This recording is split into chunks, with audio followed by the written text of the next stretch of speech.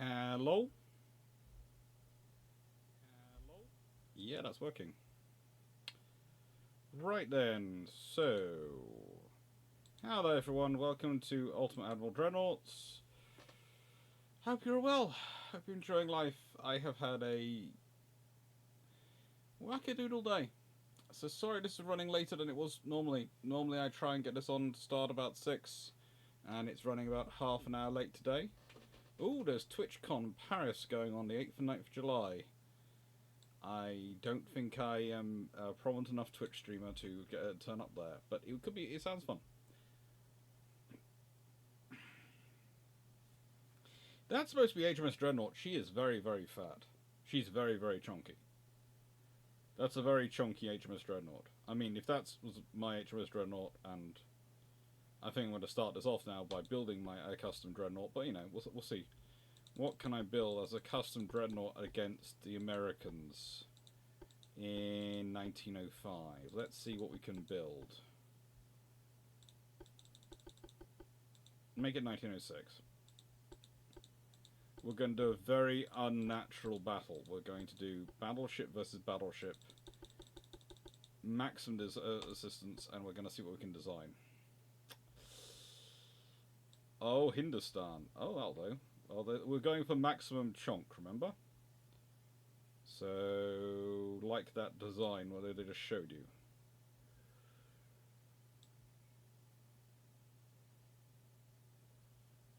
Oh.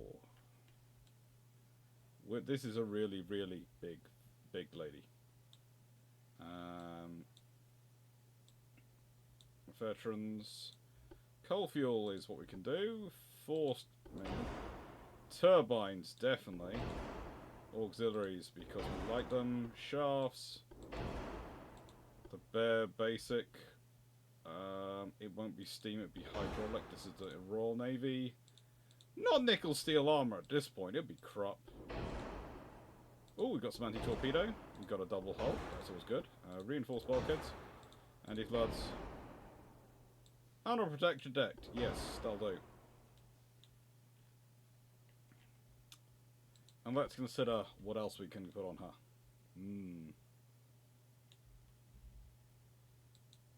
That's, you know... That's already starting to look cute. It is, indeed. It's starting to look cute. Let's see. This is the largest tower she can have. And it's a reinforced tower, apparently.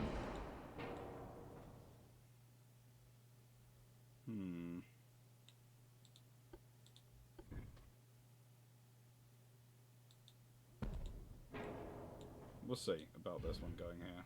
It might go down further. It might go there. We'll see what we do. Funnels.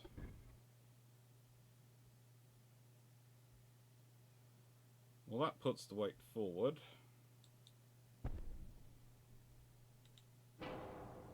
Engine efficiency is now at 300%.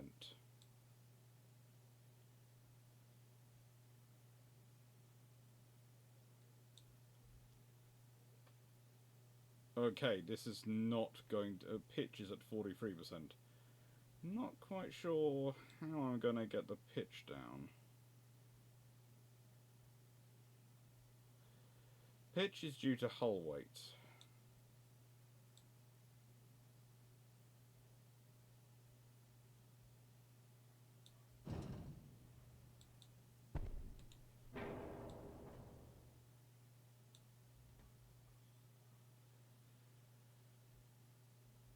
Ooh. That's an interesting scenario. On minimum size. That's on maximum size. We'll see what we can do. We'll see what we can do in terms of the balancing act. So, what's she offering? They're offering us 13 inches. Okay, well I can work with 13-inch guns. I can work with 13-inch guns.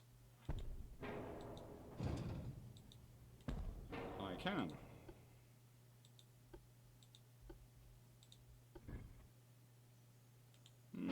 It's not liking them. So that might have to be a bar bet.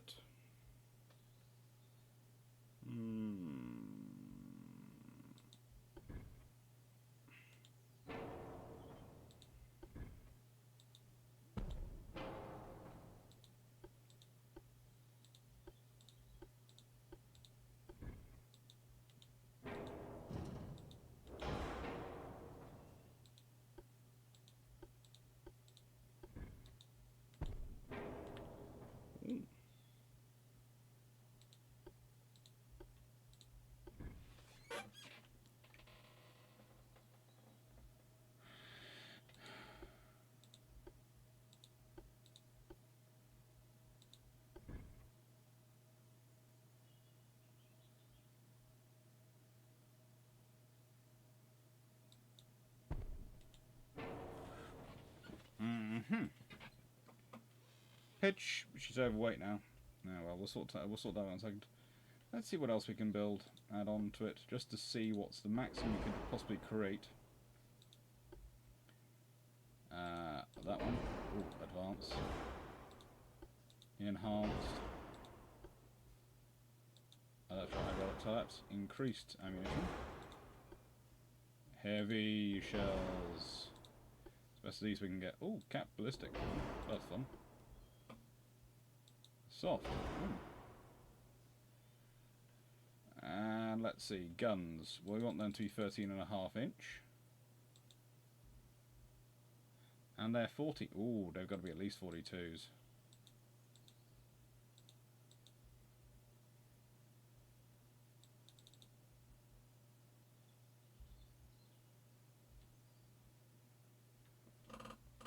Yep, 13.5 inch, 42s. They're cool. And now let's see what we can do about the weight. Ship is overweight. I am not surprised this ship is overweight. I have seen its design. I've built its design. It's chunky.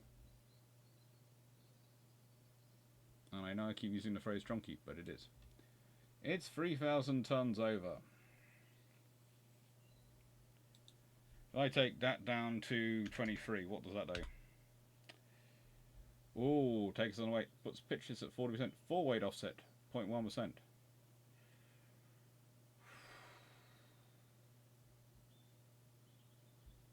Okay. Engine efficiency. That. Can I make it down to natural?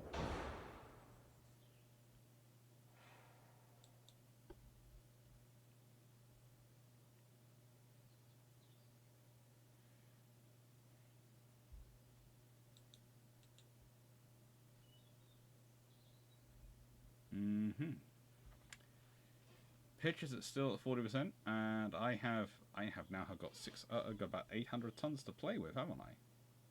Roughly. Well, what does one do with 800 tons to play with, I wonder?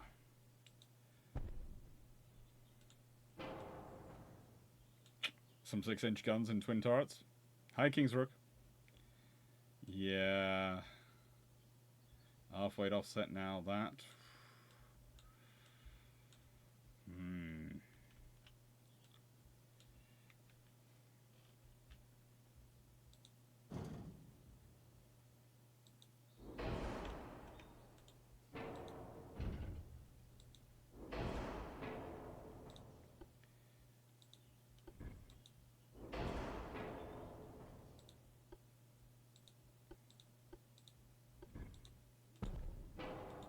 Oh. Oh, that makes her overweight. By 60 tons, I can figure this one out. 4 weight offset by 60 tons.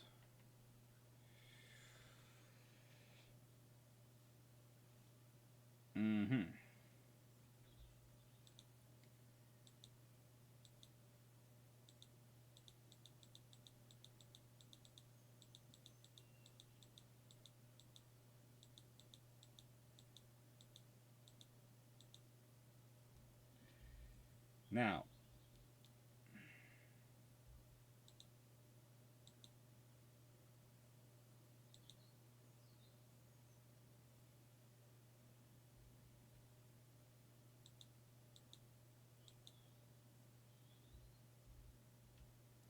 Full weight offset is 3%.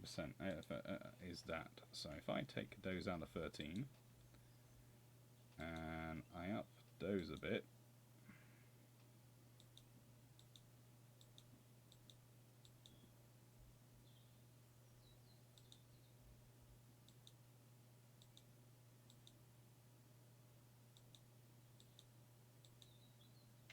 about 12. I'll try and get them to 13. I can.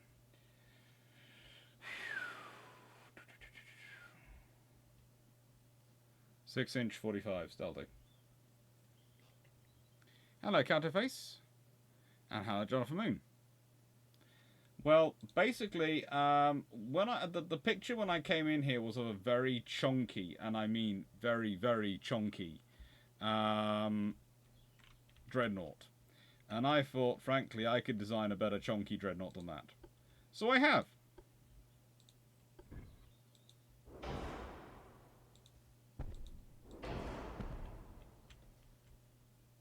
Literally, my entire strategy has been to design a better chunky Dreadnought than they provided.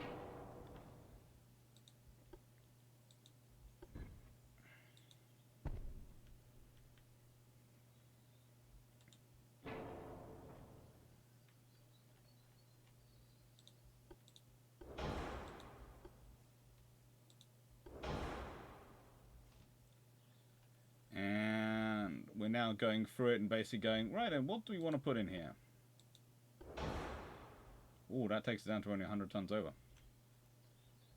Full weight offset is still there.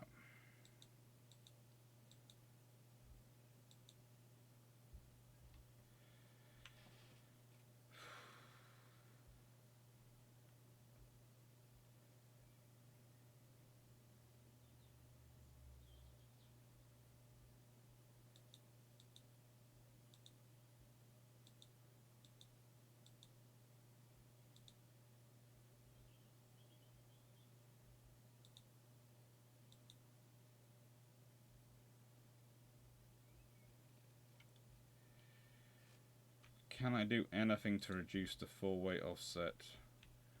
Just a tad.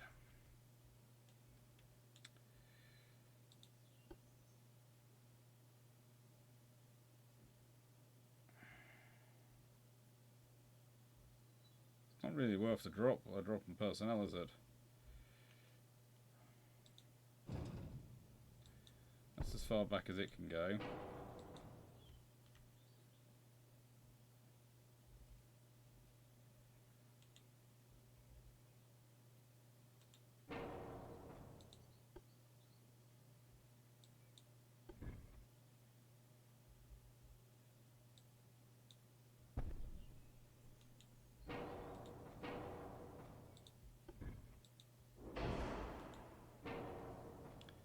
Ooh, that'll do.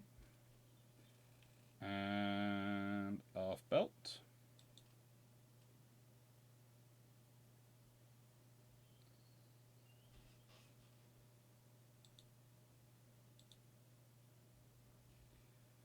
Full weight now is 0.5%.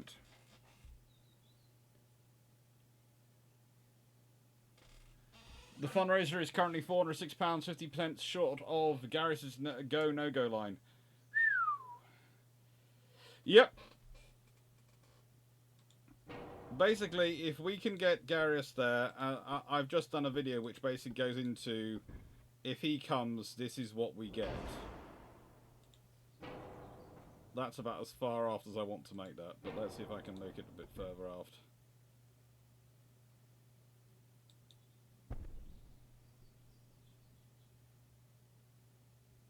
Not sure why it's saying it can't do anything more than far off to the side there, but you know. Because that can do that, and then this is going, you know, no, I can't do any more than that. I'd say that's good enough. So let's go see what the opposition is going to be.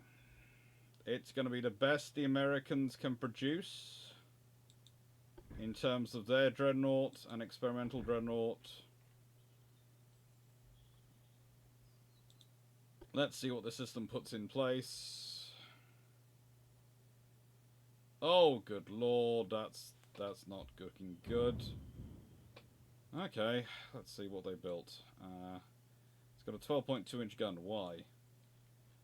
Under what world would anyone build a 12.2-inch gun? Okay, that's the first thing we're going to deal with. 5.3-inch? Why? What the? That's 6-inch.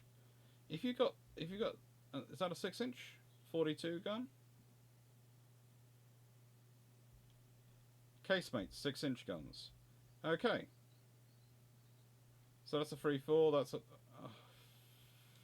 fudgesicle.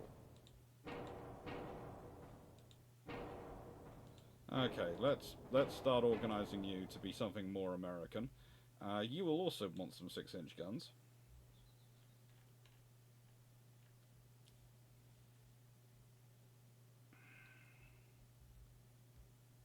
So let's go for secondaries.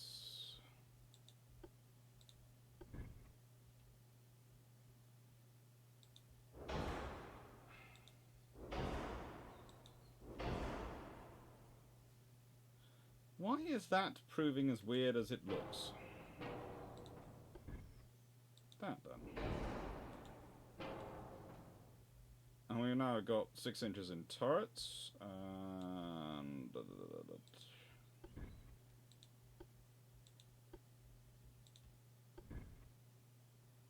2 inches. Or would they really be 3 inches? They'd probably be 3 inches, let's be honest. So that's some double freeze to pick in a.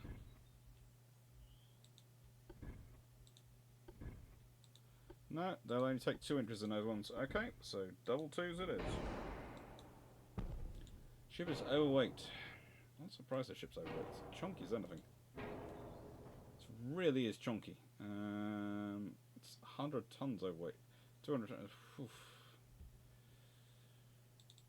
We'll take those down to about 12 inches. That should probably... Hello! Hello, Runon, and hello, Guardsman, for subscribing to the channel for 3 months. Thank you. I wonder if I can do something to the ship.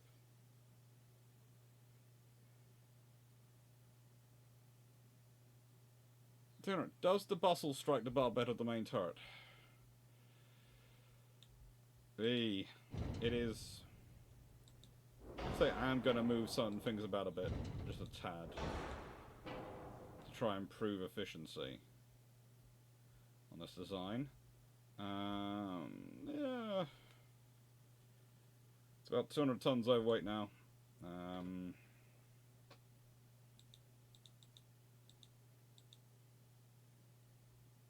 Engine efficiency is 146%, which is good.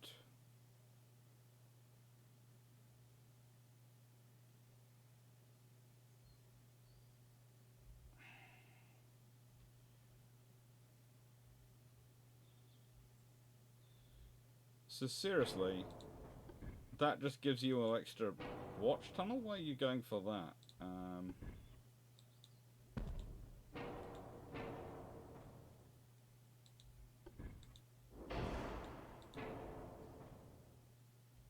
Well, again, you can... That's 12, that's... What's the speed of this ship? 20 knots. Okay. Many bulkheads.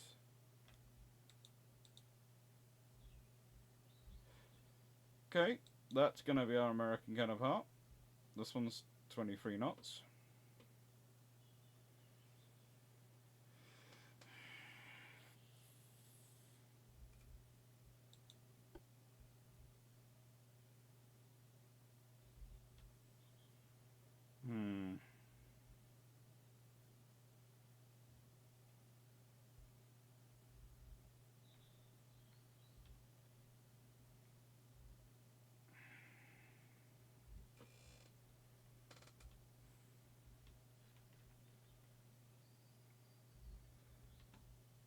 Let's go and see what they do.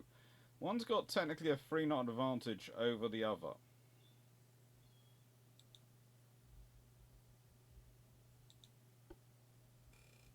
3 knots could be enough to decide this one. The bustle hitting the bar was about the chunky Dreadnought, by the way. I thought it was probably.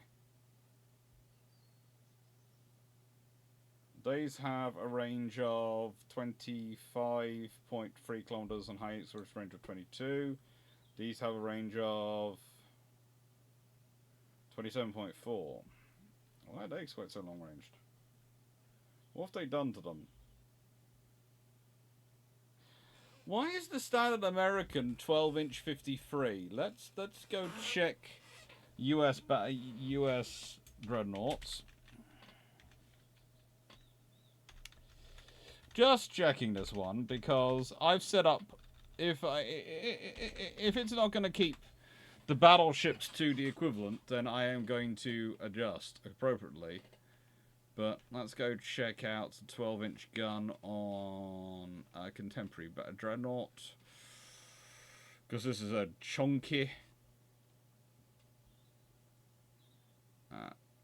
Let's go for a Delaware class to check, because, you know, it's nicer than checking on the South Carolinas. And they had a 12-inch 45. So, yeah, I'm sorry, I don't think... I think the 12-inch is going to be dropped down in length.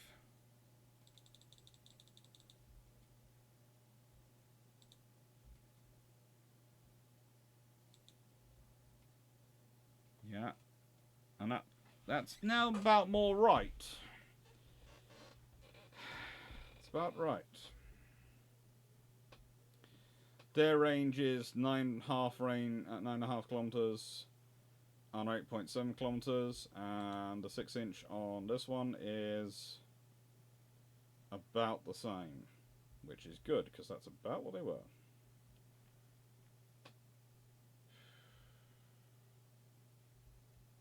Let's launch and see what happens.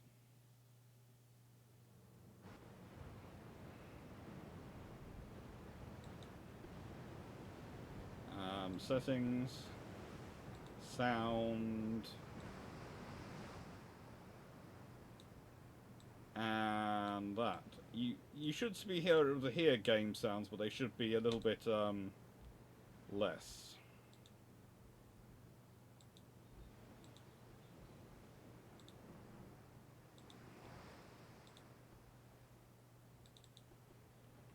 Wow. That ship really does have some pivoting issues.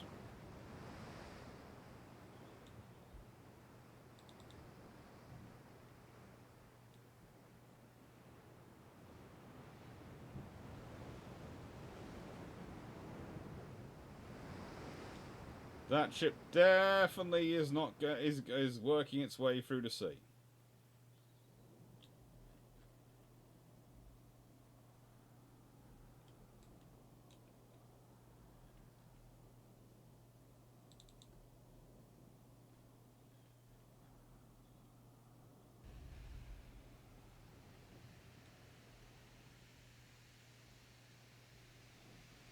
So the thing is, it's well inside range, and they can see it, but it can't see them.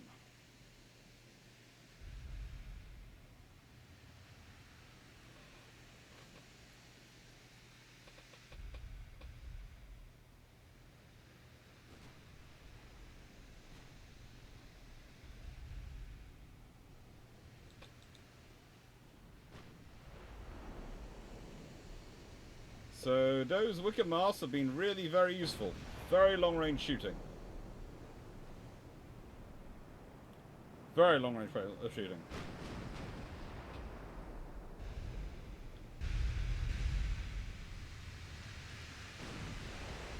Oh, basically, Runon, the thing was they had a lot of... When it comes to those systems, both these ships are chunk. Garrus. Both when it comes to the Graf Zeppelin and it's the decision they've made on its catapult systems.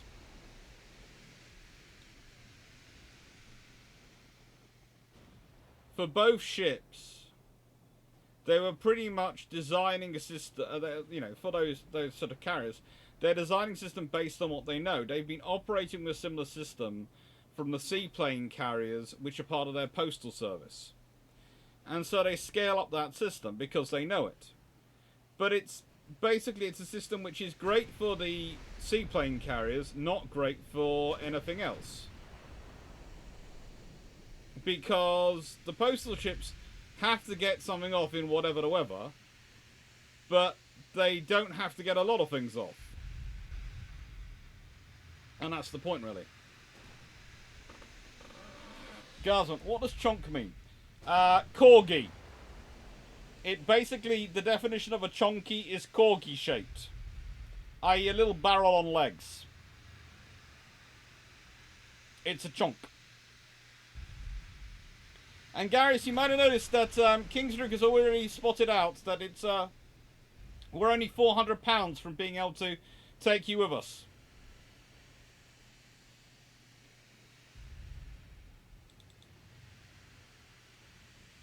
Seems to be quite a few people keen on that idea.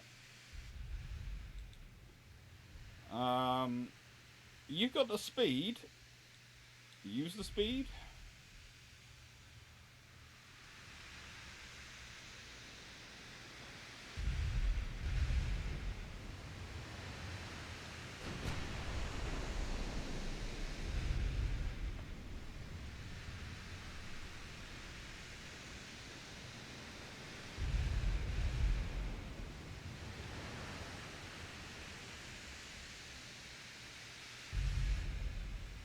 And it does make a certain degree of sense until you actually look into the full details of it and then you go, why?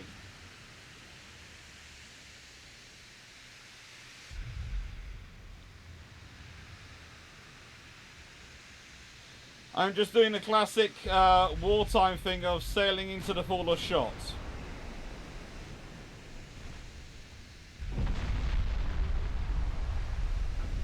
Should have theoretically made that more difficult for that to happen. Because if you sail into the full of shots,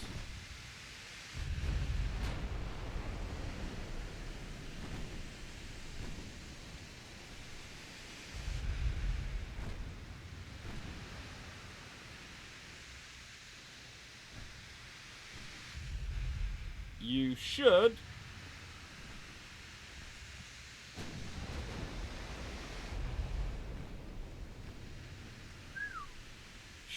make them overcompensate with their aiming.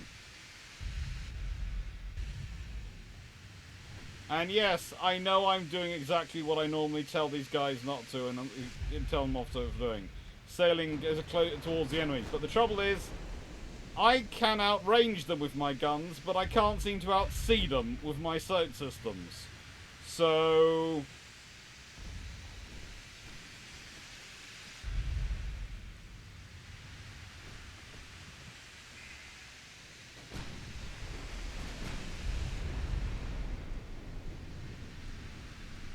I am currently doing this.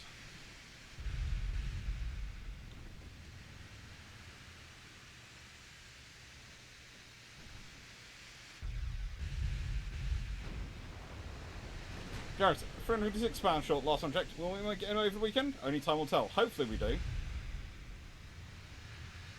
Oh good lord, I'm not sure what I hit the Missouri with. Oh, main belt penetration. Oh, yeah. 13.5-inch guns. Getting close is not a good chance here. But let's go quickly and yes, I know how to redesign design ship system and just check out the sightlines for this ship. So it has the best main tower I could put on it and the best secondary tower I could put on it. So 3,600 tower spotting range and main tower 6,000 tower spotting range. So it should have been a fairly decent spotting range. So what was the problem going on?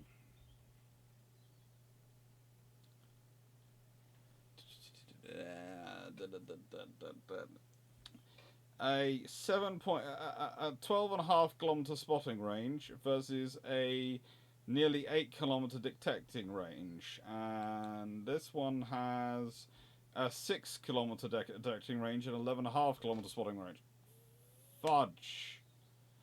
So they were able to be detected far. They were far. They had to get far closer for me to be able to detect them. That's annoying.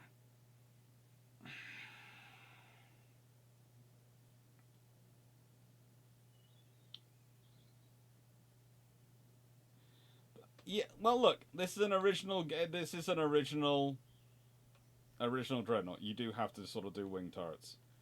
Sort of.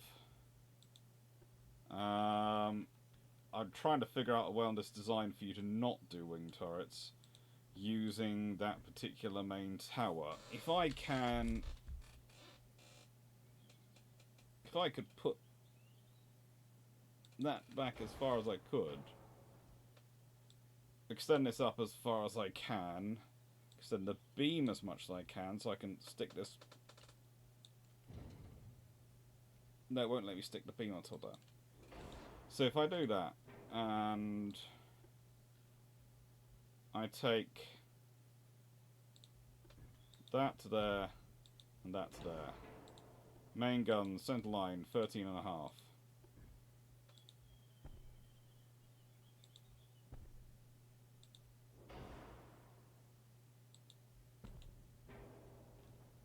And I stick in a secondary turret about...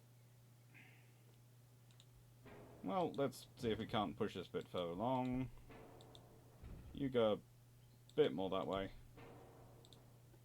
Secondary tower can fit in there. And funnel, a nice tall funnel can go there.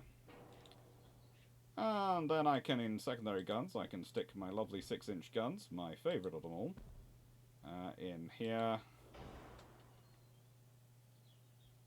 I wonder if I can get...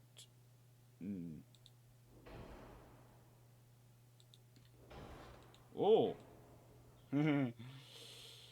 That's a fun scenario. That's about 8 6-inch guns. Okay, this is Ajax. This is definitely Ajax. And let's see what we can build this one, shall we? A 15,000-ton heavy cruiser. Yeah, I'd like this one to be able to do 25 knots. Let's see what we can do.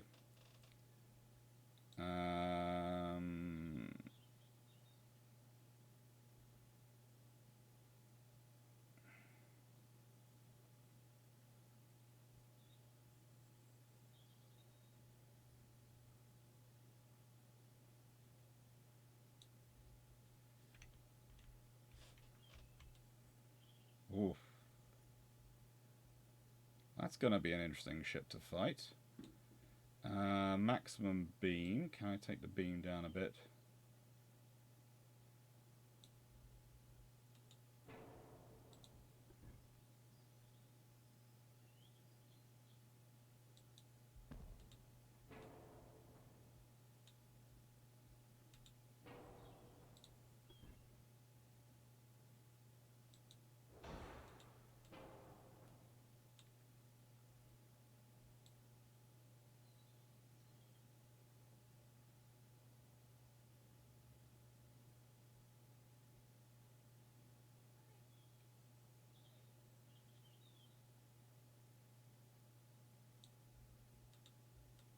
Ooh.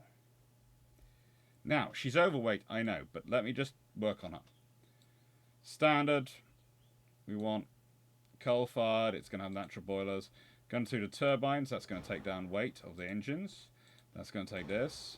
15,000 ton...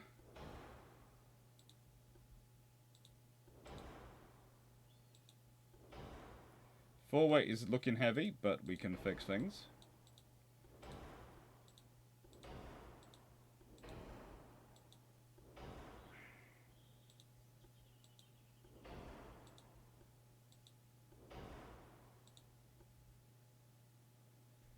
Consonants 2 rangefinder, advanced radio system. Right then, let's take this down to... What were the Orions? What was their Orion class belt? Let's see, they had a 12-inch belt. That makes sense for the Royal Navy. 12-inch conning tower. 12-inch armour on the turrets. Make that 11-inch. Make that 12-inch. Make that 5-inch. Oh, that's going to be at a maximum of 6-inch, 3-inch. But that's also going to be 6-inch to just give me protection. I'll take 4-inch because I'm not going to go 4.3. 13.5 and... ooh, they're going to have to go up to 42s.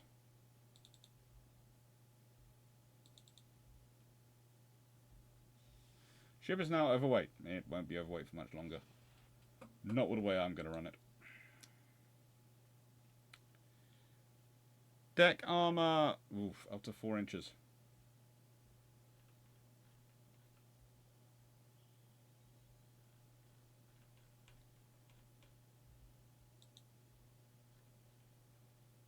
Now, what does that allow me to do? Hopefully, it allows me to put up some of these belts to 8 and 8. 4 weight offset, 9%. Down to 4%. And I've still got 100 tons to go. Aft deck up to 2.8.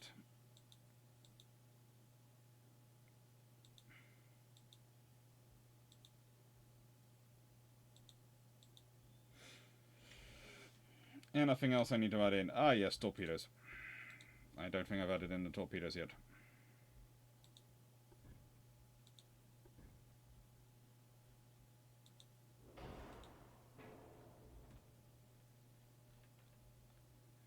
Oh, we want them to be 18-inch because that's what the Royal Navy liked, and we like them to have increased. Yeah, heavy shells. Those. That. Oh, I want Dreadnought.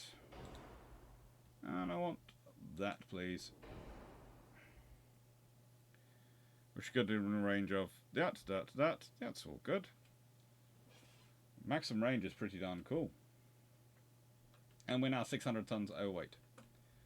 So let's drop the speed down to 24 knots, shall we?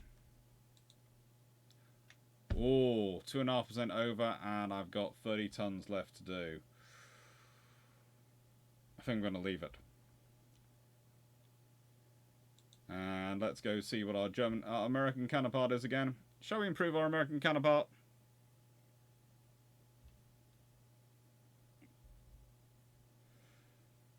It's pretty good. I wonder if I can take that draft down.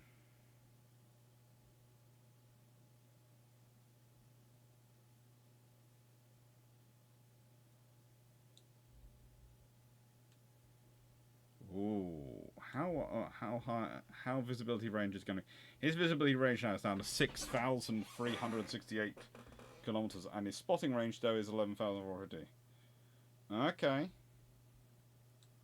Whereas mine is 7,200 and my spotting range is 12,500.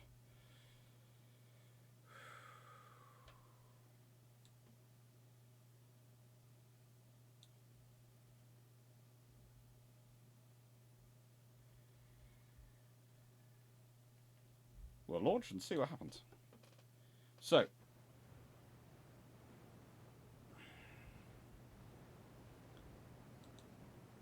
ooh, the Akatus.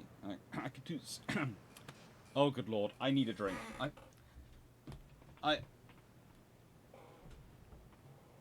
You need to. I'm going to be naughty now. I'm going to say in future, if you see me doing one of these lives and I haven't had a drink in a while, it's probably because I've forgotten to pour myself anything.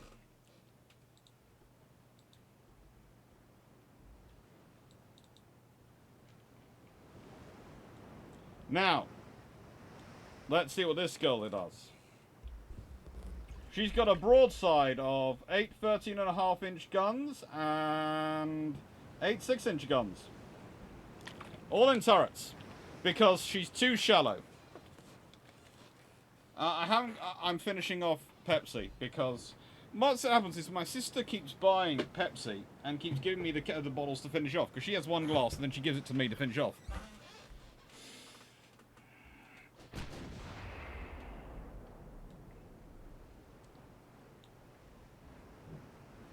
Oh, good lord! It's a clear day, so I think we've spotted them first.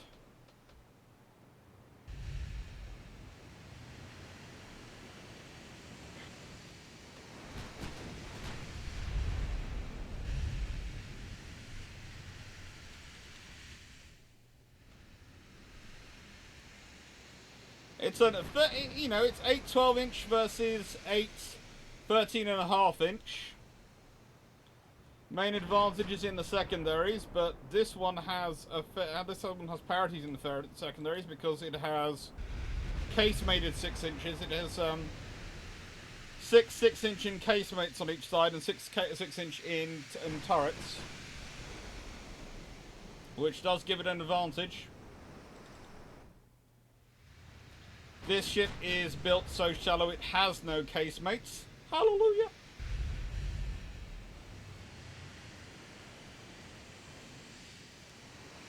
And it really doesn't have even the wing turret position, but, it does have, well, lots and lots of 6-inch guns. If you were a destroyer or cruiser engaging this ship, basically this ship is like it has a friendly destroyer or it has a friendly cruiser on each side. It's basically carrying the equivalent of a Leander class on each side.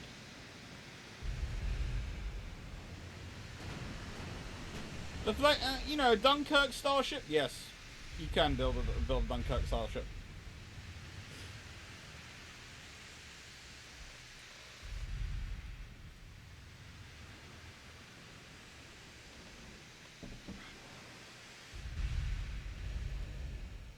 I would say, actually, considering the Delaware class, which I was modelling that ship to an extent on, and some of their earlier ones, yeah, it probably does need some more guns.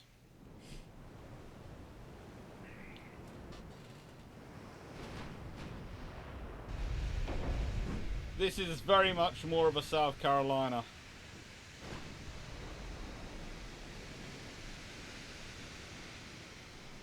You're now picturing actual Leander-class cruisers outriggers on a trimaran battleship.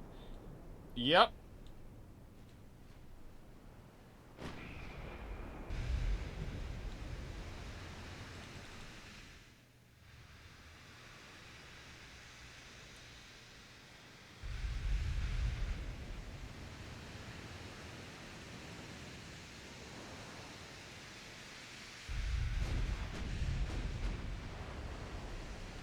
That is some hefty-duty firepower. But I will say this. She taking damage? Ooh, might have taken some damage.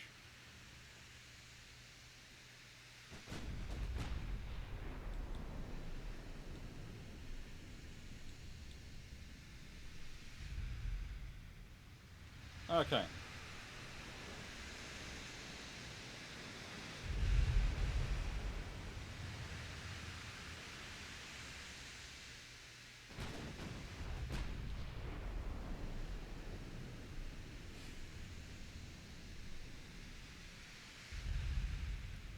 I am basically almost behaving as if we're pre-Dreadnoughts having this fight.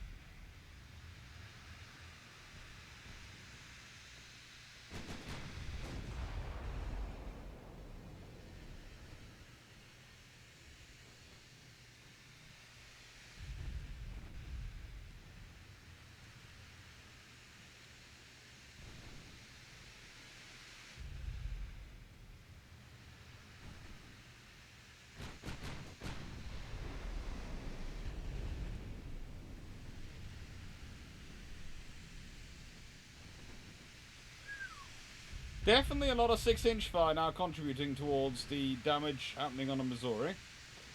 Over there. But so far, at the moment, they're winning this fight.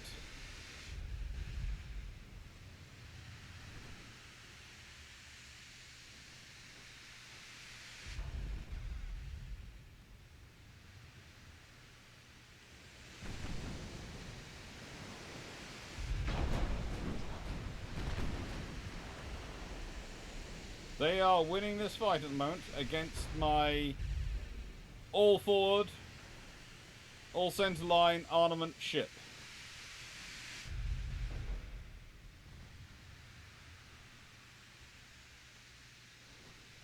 I think they're now in torpedo range though. Although I've also got flooding going on.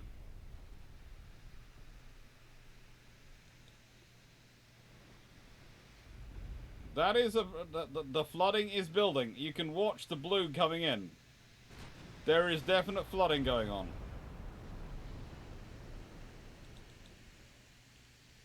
This thing is turning out to be a tank at close range.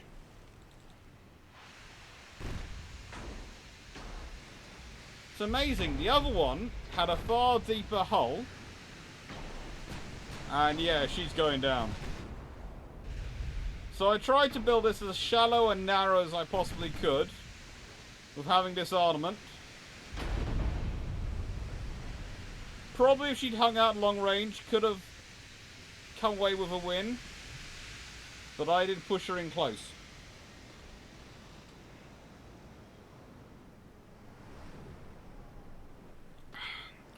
We always stick to the codex and that we have until we have all the codexes out. It's easier in my family because otherwise you have all sorts of arguments. So basically, my family plays, as I've discussed this in things, Warhammer on a massive scale.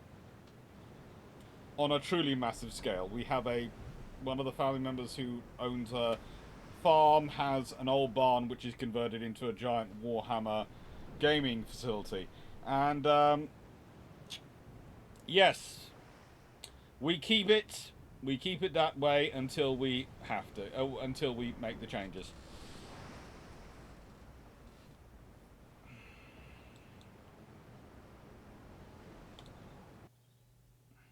So, cruiser. We'll go French. Which area you want, a Dunkirk style of ship? I saw someone said a cruiser and then someone said a Dunkirk style ship. Was it the same thing or was that different ones? No.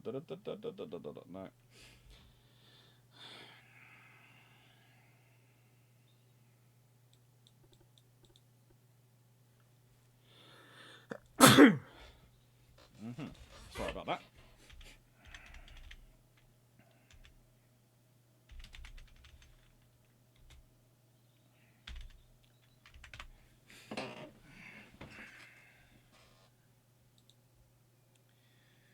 They are into service in Dunkirk, so yes, we can.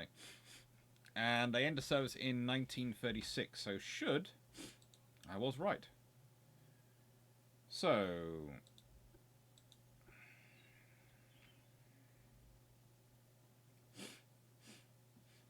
Jimmy?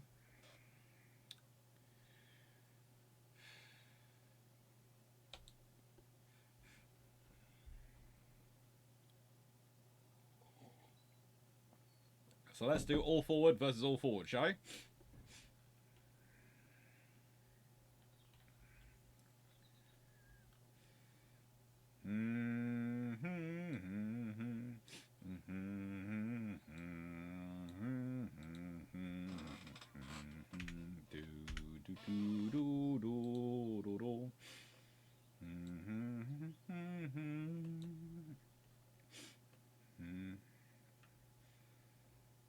Sorry, it's gonna sound strange, but I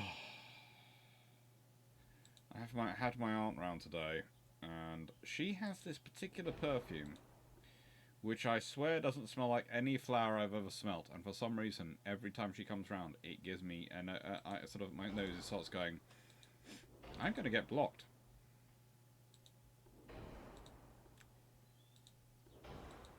And I'm the one in the family who's been tested for... Only one of my family who's been tested for asthma and found not to have it. So if it's blocking my nose, God knows what stuff does to my mum and sister.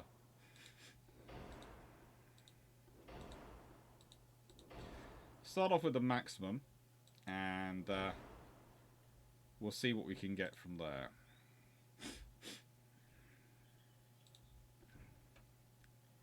You have been modernized, my dear. You have been modernized. You'll be the, how do I put this politely? The vessel I would have built.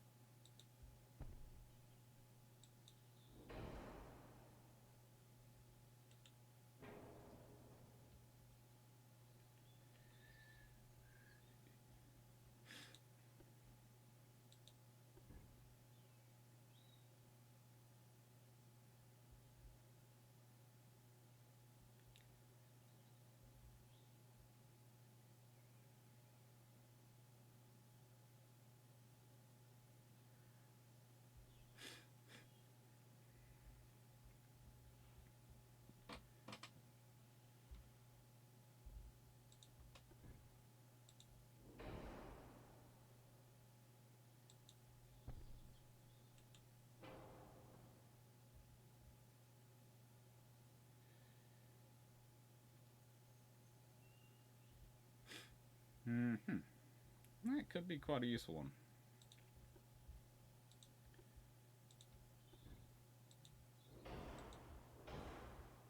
Yes, if you're asking, I do like my 6-inch guns.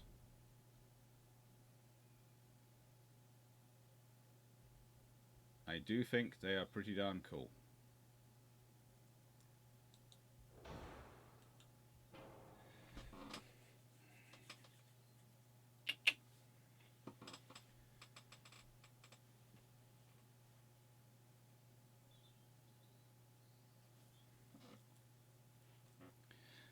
Yeah, but Adamant can gut elite armies with low model count units with that bombardment. There is all sorts of options coming in. All sorts of options coming in.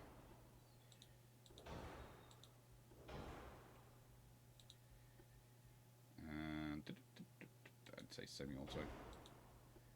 Ultra Hydro. Barbette. Oh, definitely that. Why would they not be that?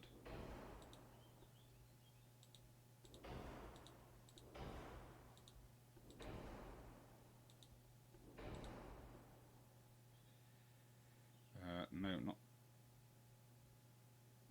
Unhinged.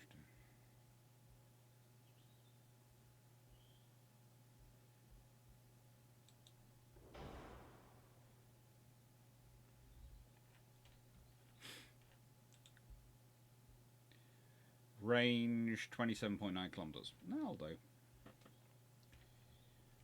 Hopefully I'll see things coming, and oh, good lord, let's start sorting you out.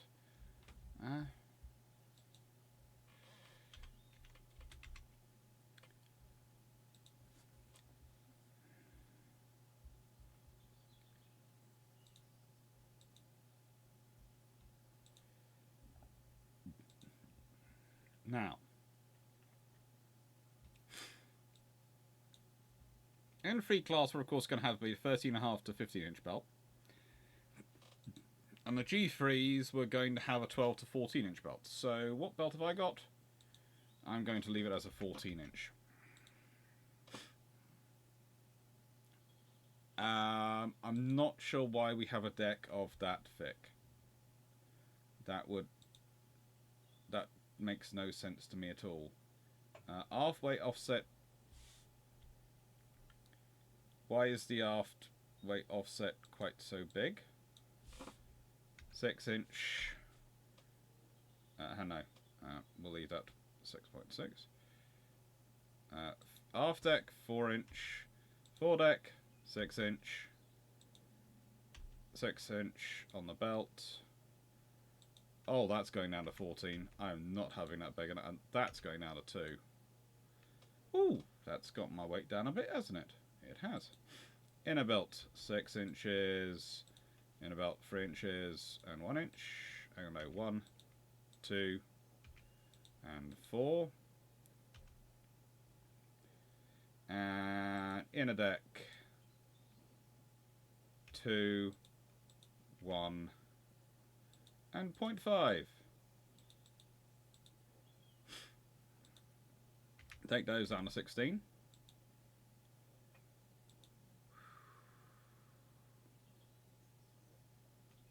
That can stay at 8. That can go up to 16. That can go down to 6. That can stay at 4. That can go up to 6. Or stay at 4, rather. These will go up to 16.5-inch guns.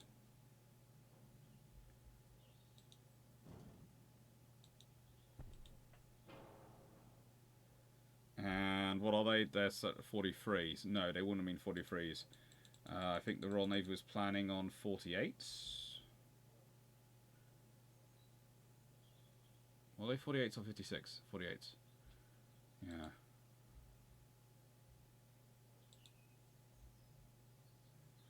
Which would, yeah, that's give them that range of engagement.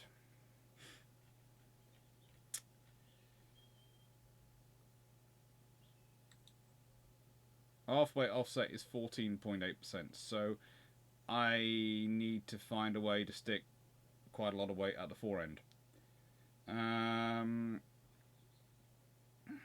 Foredeck up to 8 inches. That's still 500 tons short. Forebelt. We're going to push that up by a few hundred tons.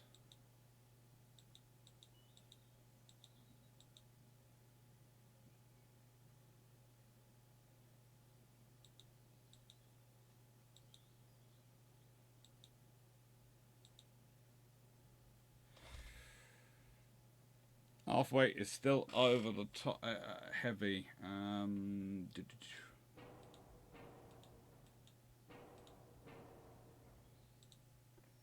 Let's go for 6 inches, but twin ones.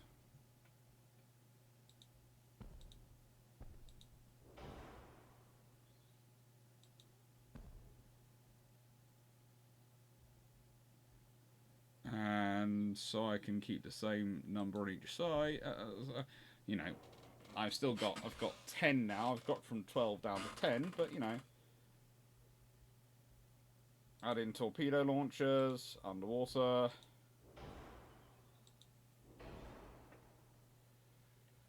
And we'll make those torpedoes carry an increased armament. We want them to be, we'd ideally want them to be 24-inch, but you know, that's just being rude now. Yeah. And now I need to drop 100-something tons. Oh, half weight still. Let's see. That's 650 tons.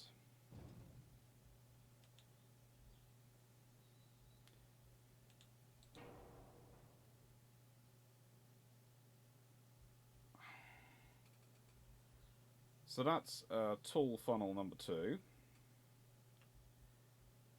which is the smallest funnel I have.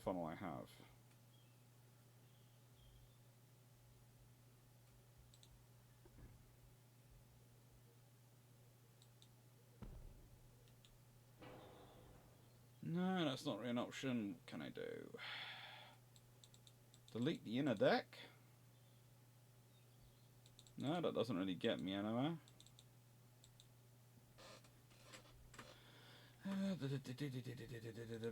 If I don't get hit, then I'm safe. And I've now got a few hundred tons more to play with. What will I put these? That's 300 tons. Let's see.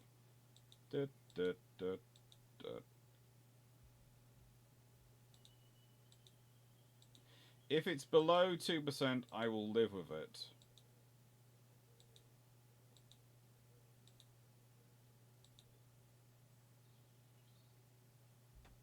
It's 1% offset. I will live with it. Can I get it closer?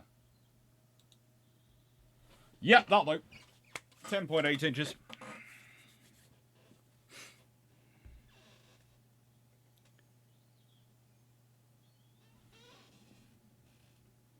Basically, the 8-inch doesn't make it worth it for the secondaries on these sort of ships.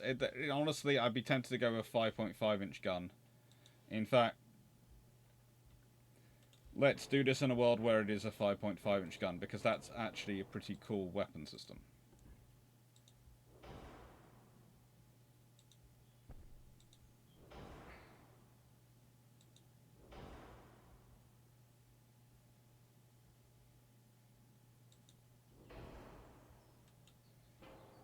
And let's take them to 5.5-inch.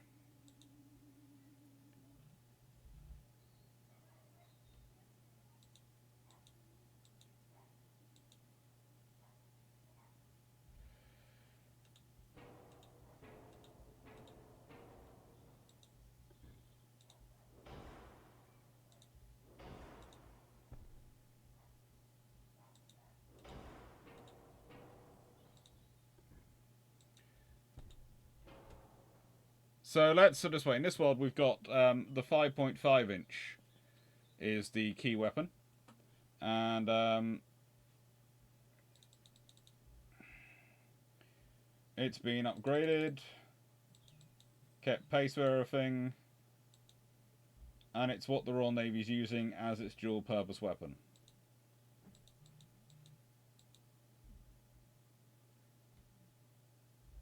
That would do. That will do.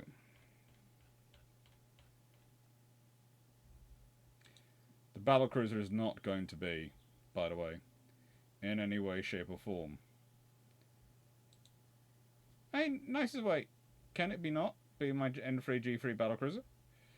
They're not allowing me to build one like that, but I will build, because someone suggested to me I should build something which is a 15,000-ton cruiser. Or a large cruiser design, and that's what I will be doing, a large cruiser design. Super battle cruiser, that's attractive, but this is going to have my 9.2-inch guns on. Oh, yeah.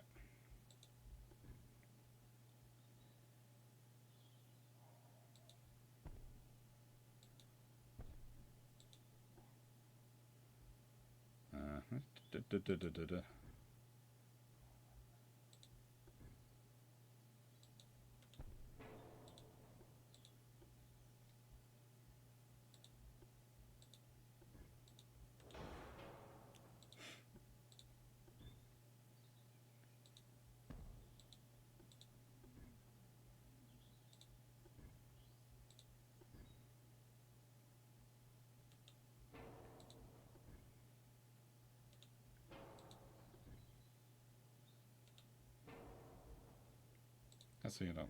And Wilford. So that's got a buzz 5600, and yeah. That'll do. And again, we're going to go with the secondary guns of the 5.5-inch kind.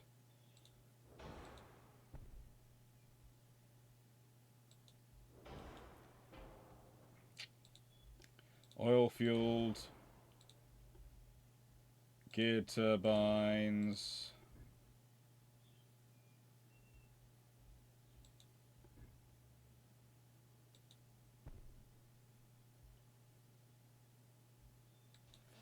We need to have more speed than that, don't we?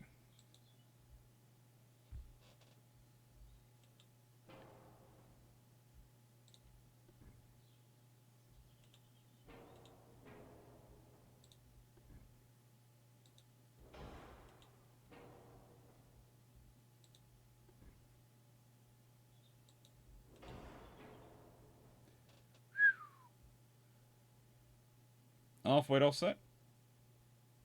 Looking fairly decent. Again, veterans and standard.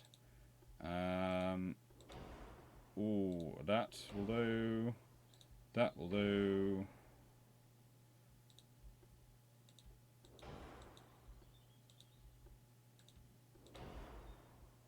Modern armor, of course.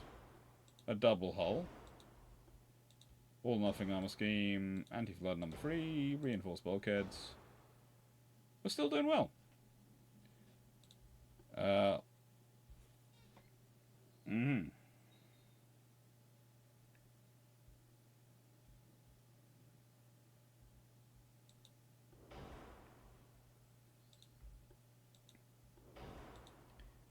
Again, we want this as powerful as it would have been. Again, this is the Royal Navy because, so nice way, that's why they have the things they do have. That would be 9.2 inch. 49, no, they'd have been 50s.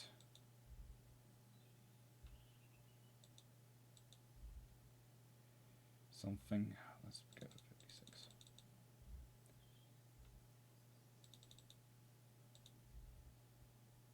Yep. And exactly the same as on the battleship. So many spindly bits, yes. So many spindly bits. The Grey Plague. Yes, you do need to purge your sisters of the Grey Plague. For those wondering what Runon is talking about, that means the sisters which have decided to lose their paint.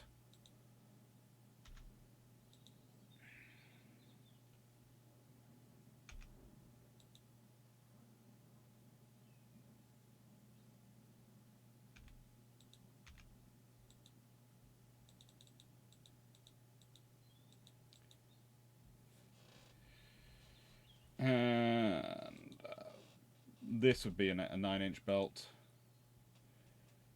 Half-weight offset is massive. 9-inch conning tower. About 1-inch superstructure.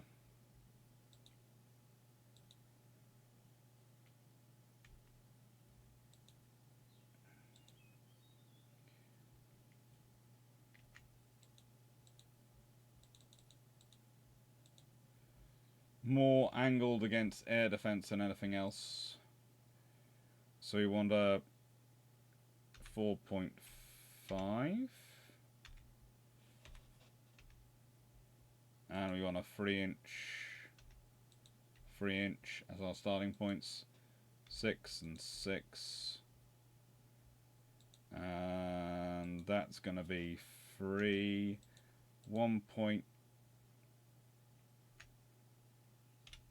and that's not going to exist. I wonder if you could make it a 15-inch inner belt and no outer belt. How would that protect things? Be interesting to work it out.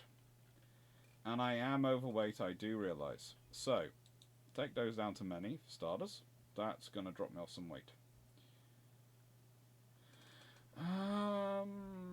Natural boilers. Do I want 4 spoilers? And then can I take that off? Yes, I can. And that's actually taken my aft weight deficiency down quite a dramatic amount. I still only have 50 tons to play with, and I have a lot of roll and pitch going on here.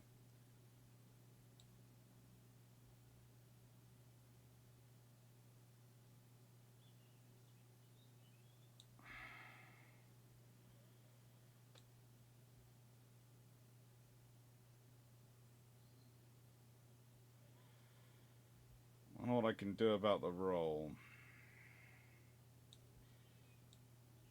Fatter, does it eliminate the roll? Not really. Why have I got so much roll?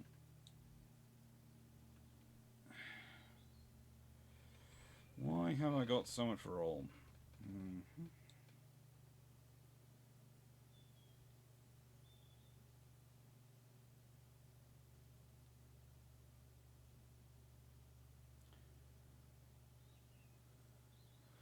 Well, that's eliminated the roll mostly.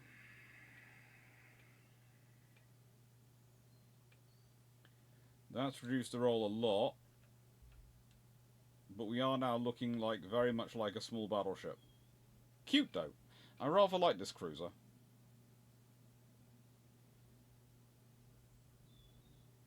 Yeah. It is. Ain't the point, isn't it just a belt? It is a belt, yes. But that's the thing, is where do you want to stop them? Because you can, in theory, this is going to sound strange, have a, let's say, a 3-inch outer belt and a 6-inch inner belt. Or a 4.5-inch, in this case, inner belt. And the thing is, where's that going to stop the explosives? Well, that means there's going to be a 3-inch. So it'll trigger the explosives on the outside, definitely. And they cover the most space. But then that will hopefully keep any explosions from going too far into your hull. So you basically use your outer hull as your trigger zone.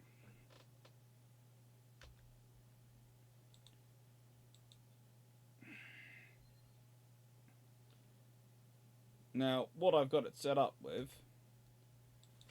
is the main belt's 9 inches. But I could take that down to about 8 inches, which would still be twice what a county class had.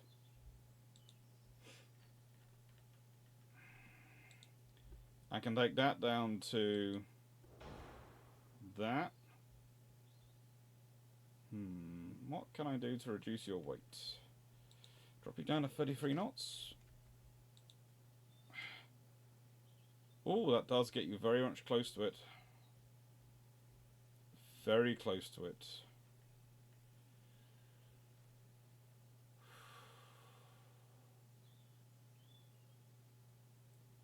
Aft weight is going to be quite heavy. Aft deck.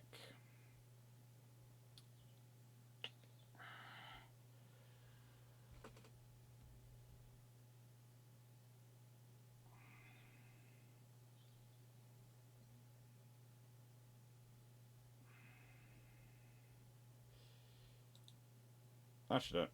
There you go. Pitch is going to be enormous, but we'll see if she can still work with that. And let's go and see what our French counterparts are going to be. So, we are also going to be launching their large cruiser. Large cruiser in Dunkirk form.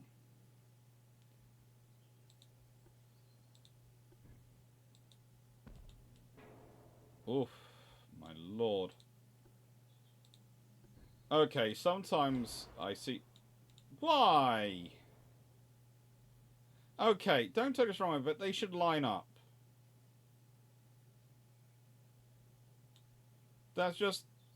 No. If you're going to have different promontories like that, they should be able to line up.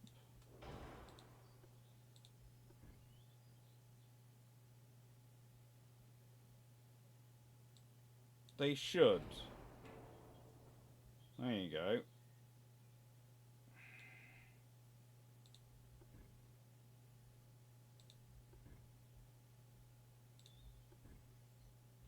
Nope.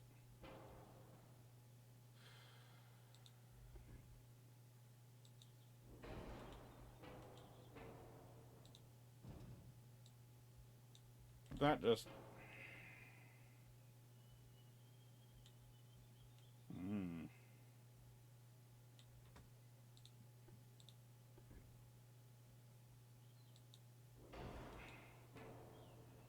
That just looks wrong. Yeah, you're dropping down to 36 knots. You're going to have a 3-knot advantage over your counterpart cruiser. You're going to drop down to 36 knots.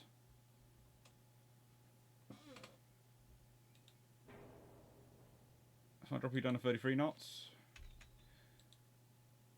Yeah, that means that thing works. Okay, then I can do that. I still don't... That just doesn't look right. Okay. Let's go for a standard superimposed turret. And let's see, main guns. We want to go for centerline guns. We want to go for a quad turret because we are French.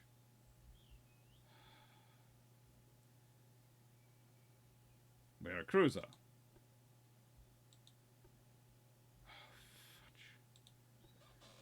Why don't we have quad turrets in 8-inch, etc.? That's just annoying. I'm French, I would have gone 8-inch anyway, but we'll leave it to one side.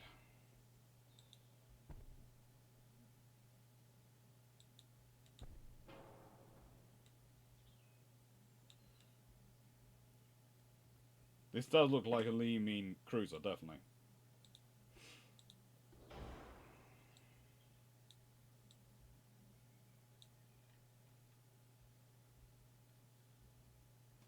not a battle cruiser. This is definitely a cruiser.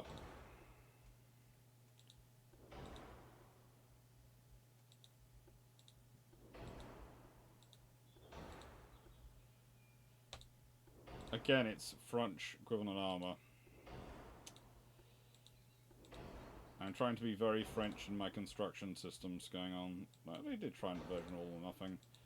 They did have some decent anti-flood stuff. Let's reinforce the bulkheads because I'm feeling nice. They went for stereoscopic. They had hydrophones at best. They did have RDF. Their radar was basic as... Well, the rest freaking pretty much works. Secondaries.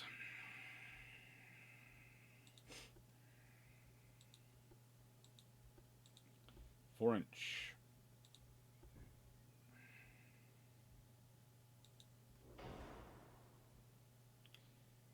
100mm weapons.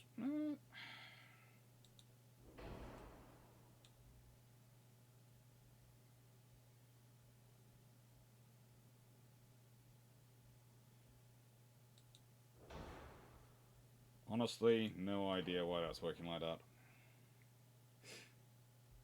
Boof. Yeah. It's always fun. In my defense, I still have about 6,000 points in Marines that are base coded, but very few are done.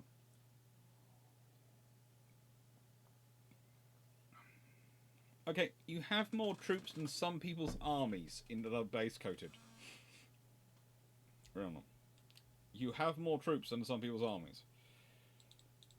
Let's be nice to them because they're probably going to need it.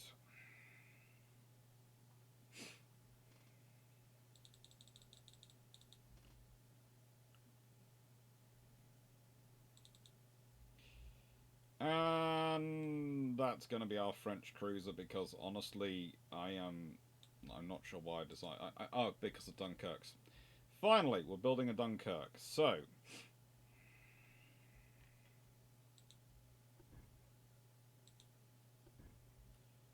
here is the basis for our Dunkirk. What do you think? This hull looks like a Dunkirk to me. Dunkirk principal guns were 15-inch.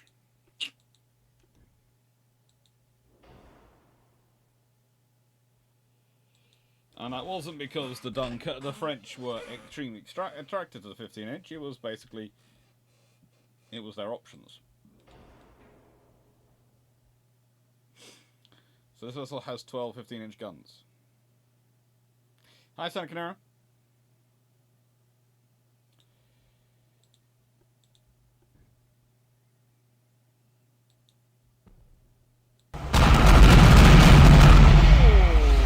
Thank you, Santa Canero.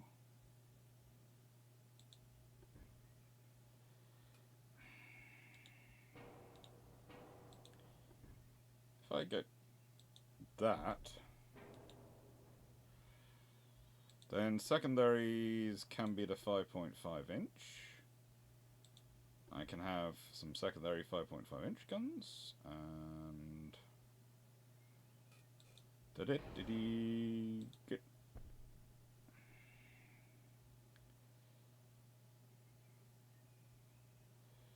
My dude only finds this a bit weird, this whole system on the French ships here.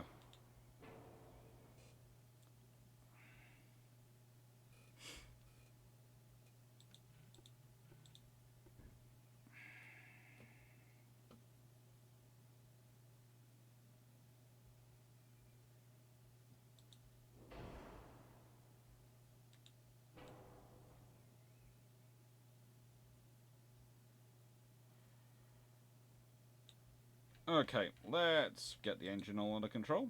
Oil, gear turbines, that'll do.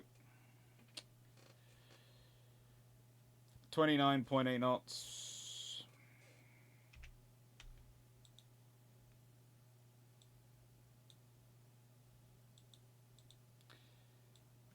They're the French.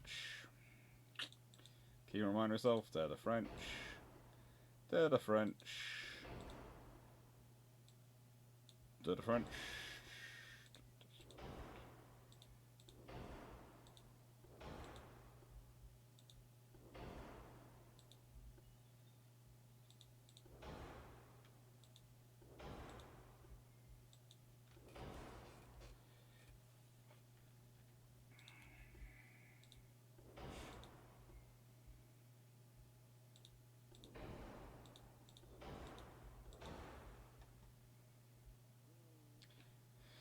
And more secondary guns, down to the 4-inch ones, the 100 mils. So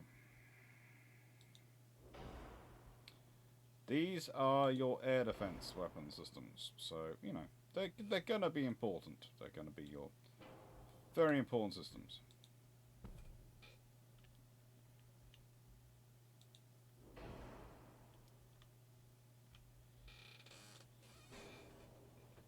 Half-weight offset 8%. Let's add in some more torpedoes.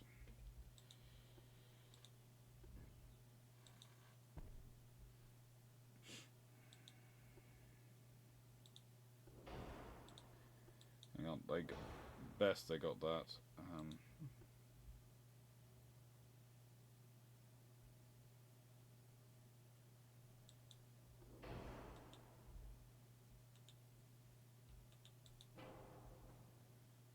Just about accurate. And yeah, that's a...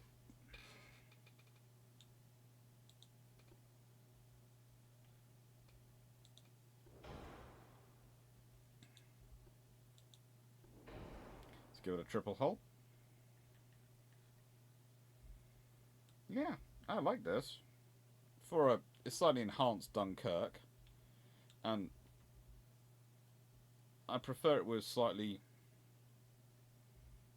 more weaponry. Half-weight offset is already a bit heavy, so I can't add any more on there.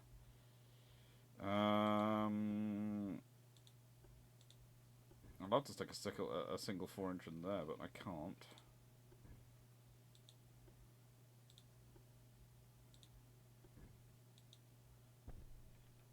Oh, it's even got some now pom-pom positions. It's got a pom-pom position there. That's cute. And some pom-pom positions there. See? It's got 100mm AA guns. It's got 40mm AA guns. You know, it's got all sorts. You can stick more if you want. You can stick them up here on this position up here, which just seems like a good way to add top weight to me.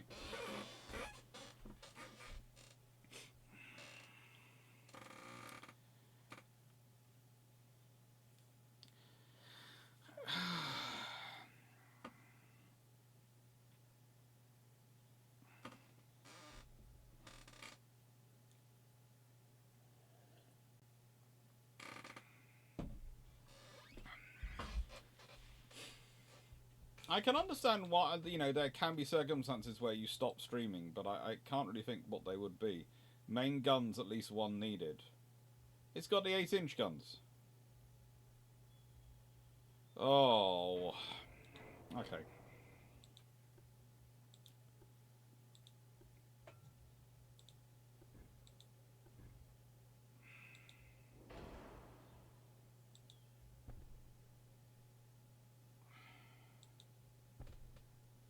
There we go.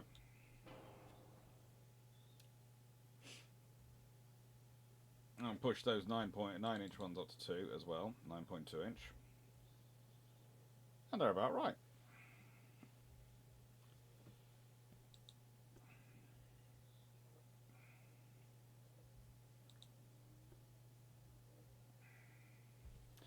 So, let's launch and see what happens, shall we?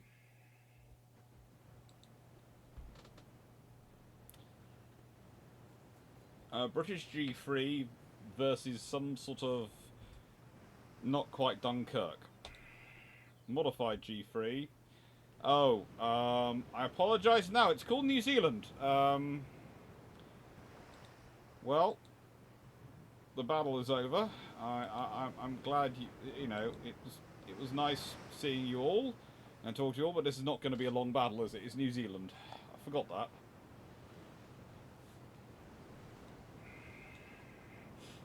As you can see, this G3 is outfitted with... This particular speedboat is outfitted with... I'm trying to keep up now. Oh, good lord. As you can see, fitted with 16.5-inch guns forward, plus 10 5.5-inch guns dual purpose on each side in 5 twin turrets for AA and anti-surface engagement. The 5.5-inch guns do provide it with an interesting capability. The 16.5-inch guns provide it with an even more interesting capability, and the fact that the 9.2-inch guns from the cruiser at the back are engaging at the same distance suggests to me we are jolly close to the enemy, and I'm wondering why we are so close.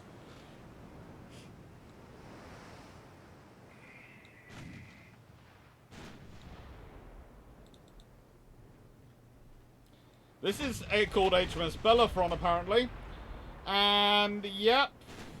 Basically, what they did was they took a G3 design of this design. They strung it down to have 9.2-inch guns, and it only got, I think it's 3 twin 5.5-inch turrets either side.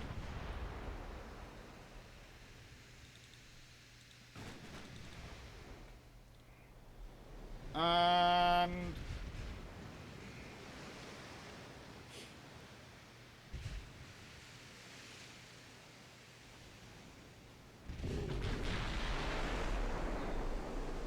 it does appear to be that the battleships are fighting each other.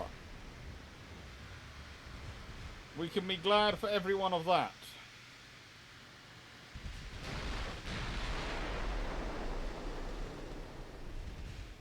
Basically, both my designs look like baby Nelrods.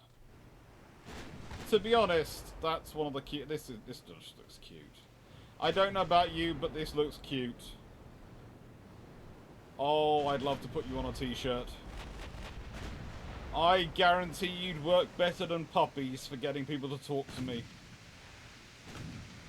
That sounds terrible, but let me explain this one. So, I am a course director for a A-level and GCSE revision company. And we do summer camps. And every year, we get some lovely year 10s and year 9s sent away, as along with the whole load of older kids, to come and do revision and to prep for their GCSEs. And every year, I have 1 or 2 of them crying off in corners. And so I have a range of t-shirts that I wear in the evening when I'm just sitting down in the common room, just as basically, as you do when you're running the service. You sit in the common room in the evening to be someone they can go and talk to if they need to. If I notice there are kids who are particularly looking, how do I put this, withdrawn, I will find puppy t-shirts or very, how do I put this, very soft, inviting, friendly t-shirts to wear, so that basically they will feel more confident to come and talk to me and basically, you know, have a chat. And sometimes they'll tell me what's up, sometimes they won't. But as long as, my theory is, as long as they're coming and having a chat, it's okay.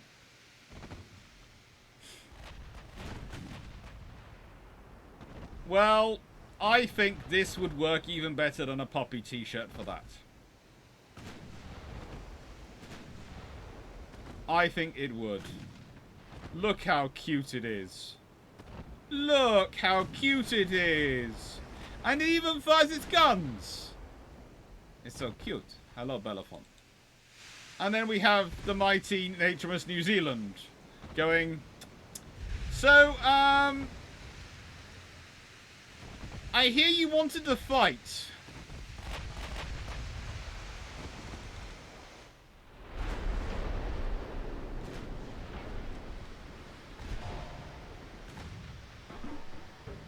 Nine 16.5-inch versus 8 15-inch. I think we can be fairly certain what's winning the fight.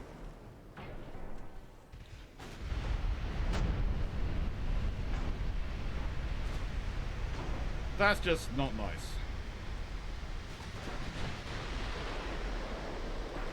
Although the French cruiser looks like it's been completely occupied. New Zealand is, well, New Zealanding. I'm not sure how this ship does it.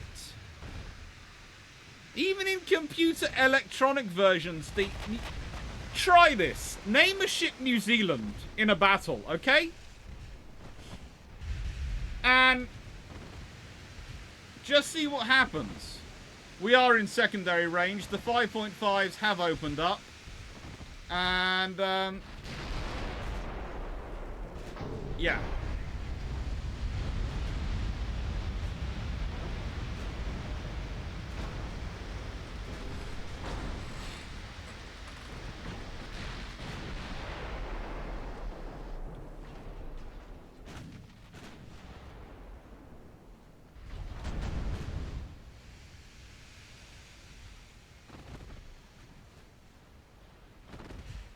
Ouch.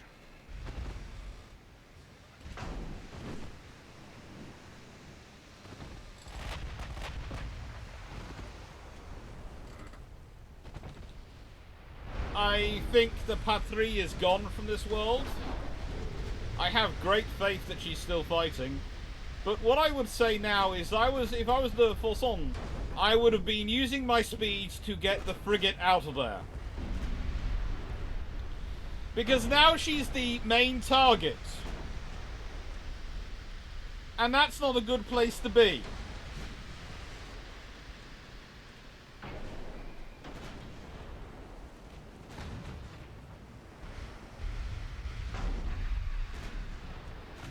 No, you don't turn and engage. For the honour of France is not something you want to charge into a fight with a battleship and another cruiser.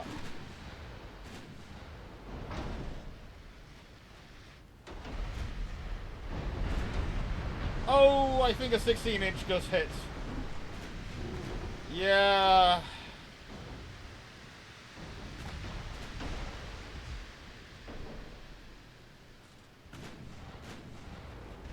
Oh, that was a 9.2 inch. Ah, that was a 16 inch, a 16.5 inch. Oh. Oh, that hurt.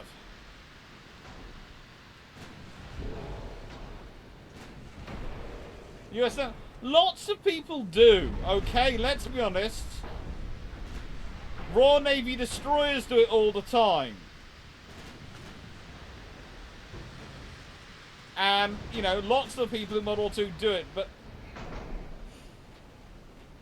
I'm just never quite sure why computers are programmed to do it.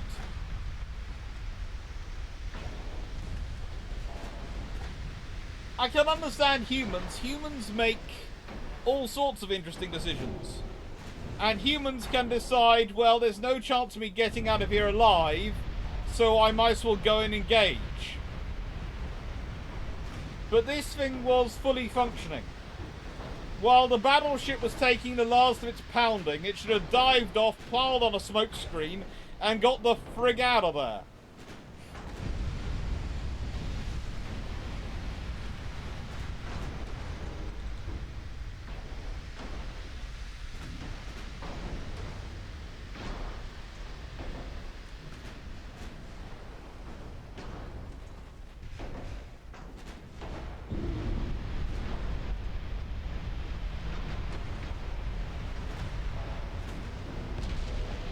This ship is not long for this world. The question is which finishes off first.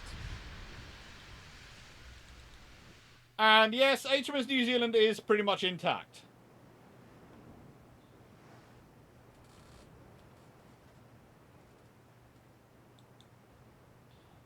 Ship stats.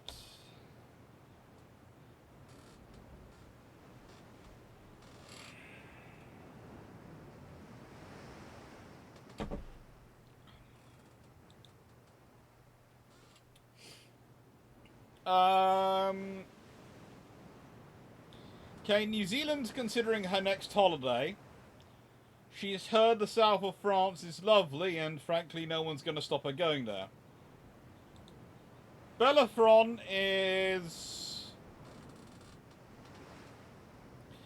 Bellerophon is completely intact and is not sure she actually went for a battle. She thinks it was a live fire exercise.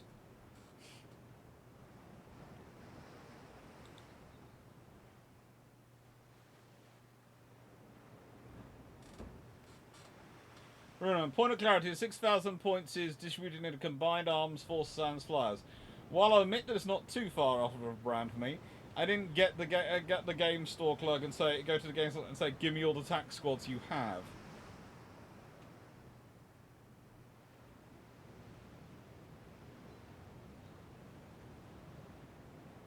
That wouldn't surprise me, Runon.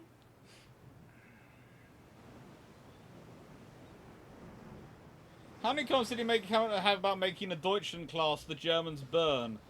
Oh, not many so far. You see, the trouble was, I had to say, it had to work. It wasn't just the worst ship they designed, because the worst ship I'd have probably agreed most of the way through a Drac.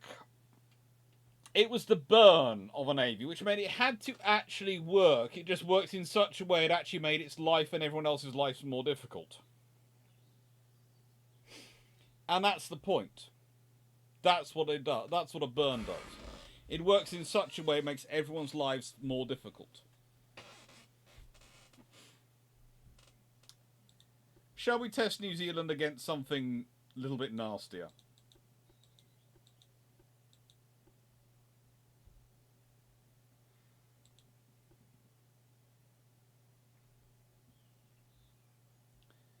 And this time solo. So she has no backing up. Why do they always want to put in a super battleship? Why do they want... That looks like the French super battleship. Experimental. Why is the French and the Italian super experimental battleship the same thing? Modern battleship number 1. That looks more like it to me.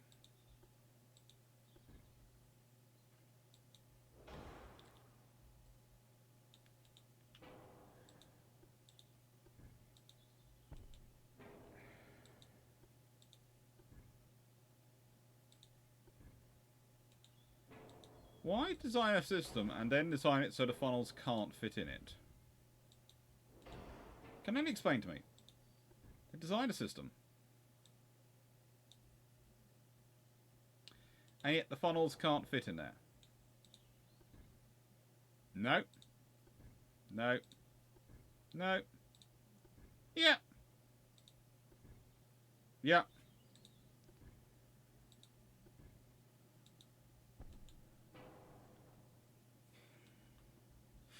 Why?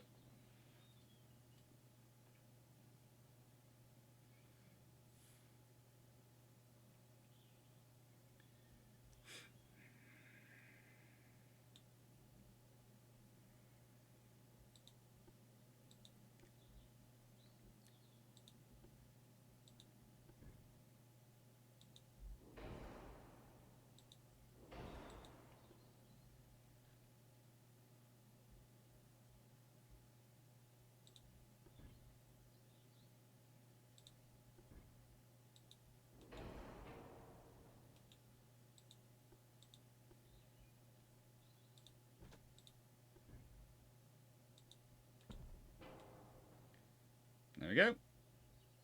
Right then. Oil, fuel, that'll do. We'll leave it at geared turbines.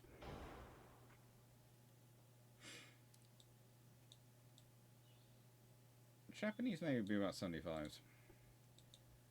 I wish they had this. I would have given my IT for them to have this.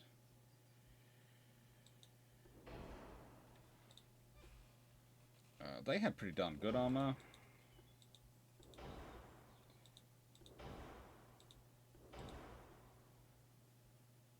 It's more of a that scheme than anything else.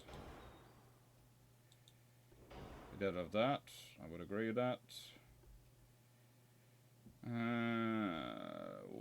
Probably more that one. They had Hydro. Radar. Gen 1 radar probably for their shit as was fitted to this, because there was a whole debate going on between them and the army. Right, and secondary guns for the Yamato class. Why have they upgraded again, and once again I'm having to rebuild my Yamato class battleship? Ay caramba, ay vey, ay vey, ay vey. 6.1-inch guns. 4 triple turrets. Okay.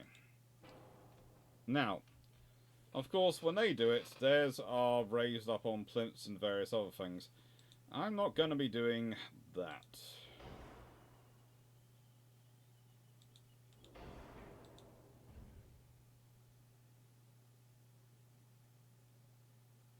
Why would you do this?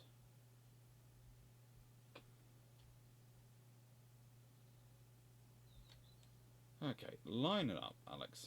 Line it up.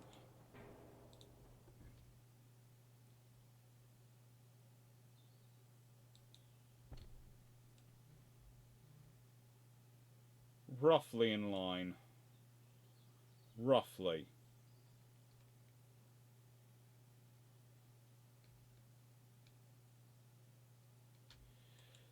And 5-inch guns. Apparently they have those as well. Twin 5-inch guns.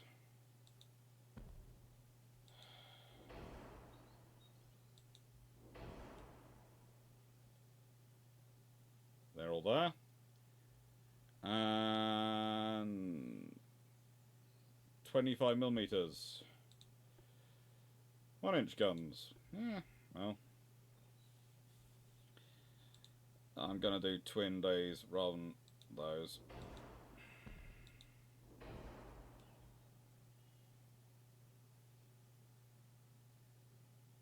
So they have 8 of these in historically.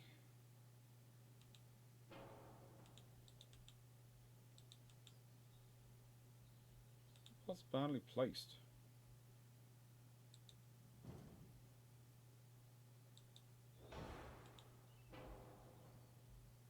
Oh.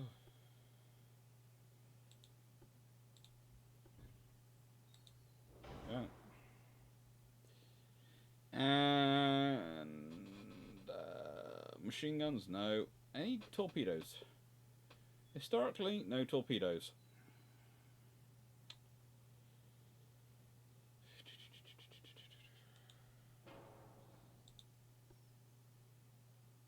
Standard, semi-auto, or well, let's go to semi-auto because just to get a boost. And they had electro-hydraulic. About that level, honestly, on the... Well, I could opt them for this one game. There's nothing making it harder for it to be getting me kill. They have 26 inches on the things of the turrets. So if you pierce a turret, you're really going on. 16 inches of side armor on the belt.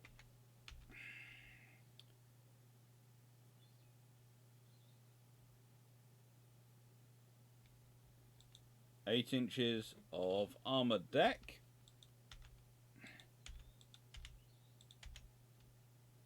And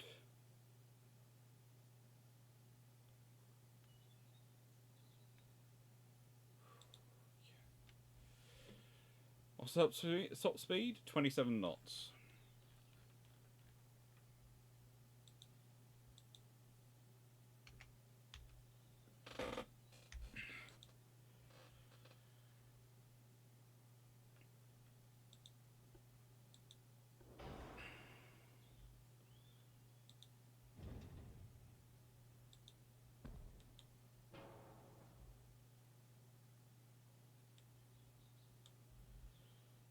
Still don't know how it's managed to get that halfway off the distribution, but it has.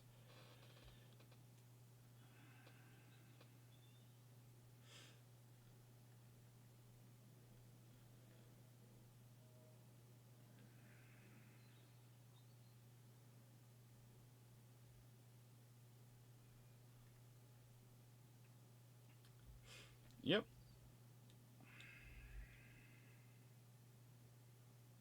So they've got a range of 31 kilometers with the armor piercing. And these have a range of 35 kilometers with the armor piercing. It's 9v9. These have a slight advantage in rate of fire, but this is no advantage in terms of its actual ability to fight the ship. So theoretically, this is a New Zealand killer. Okay? Theoretically, he says, because this has got 9 18-inch guns.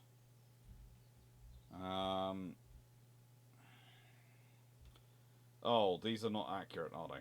Okay, so I need to take them down to 45.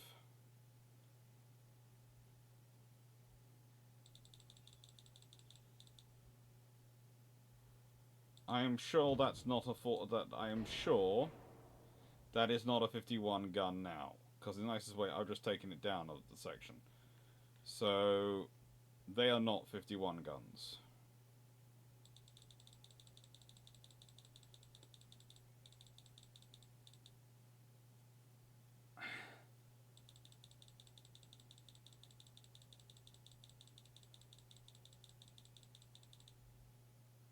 They can't be. The lowest you're allowing me to set them, they are supposed to be 45s. Oh, UAD, you... Might as well leave it at it.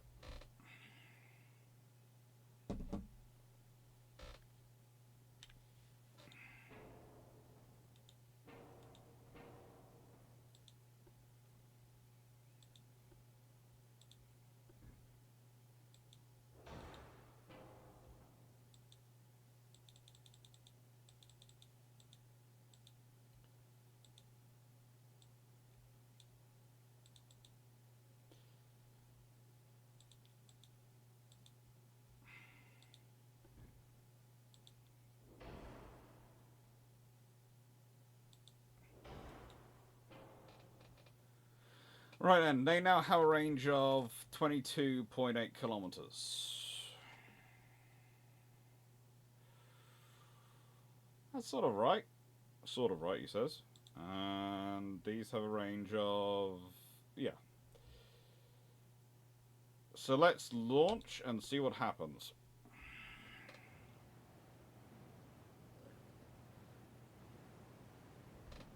We have built a Yamato. Now, realistically, in a world where this existed... oh, good lord, it's fighting at night. Okay, so I can't do this one historically accurate because I can't hold my fire till I get close enough to see the white of their eyes and then pelt at them. There again, the Japanese method of night fighting is to do long-range engagements. Oh, good lord, we waited till we were in range of their guns to fire. That thing is a tank. I know, I just built it.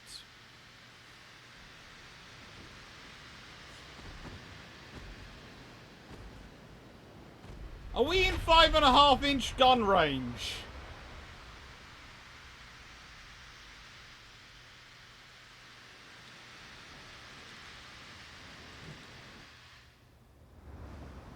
In what world was it sensible to get within 5.5-inch gun range?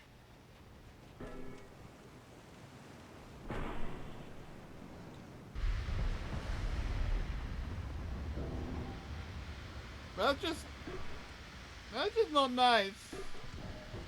Why did they get within 5.5-inch gun range of this?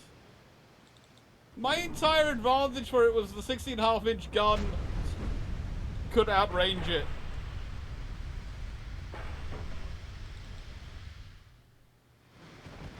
And I know this is called New Zealand, but that's got 18-inch guns, and I'm in 5.5-inch gun range.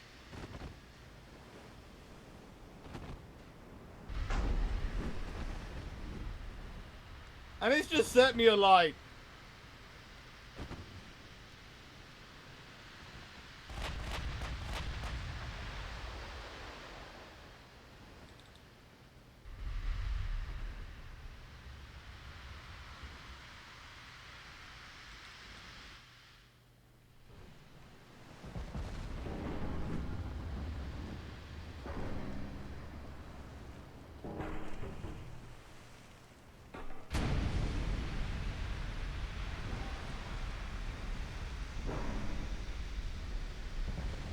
Look.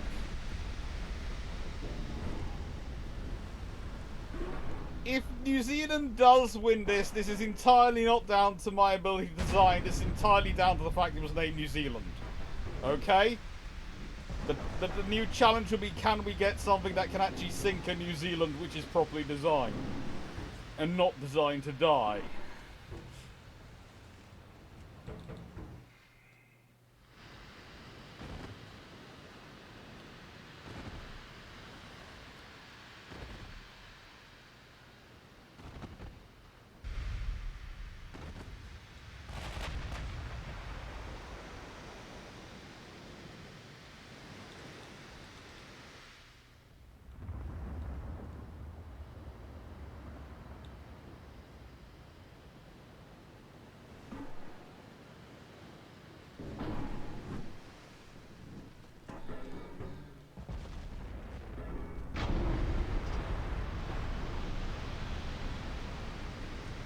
Those 5.5 amps, they do have some great range. There is a reason why the Royal Navy chose 5.5 inch guns for the Hood class, and frankly, 5.5 inch, if you could have got it to work, could have been a very good gun system for pretty much everything.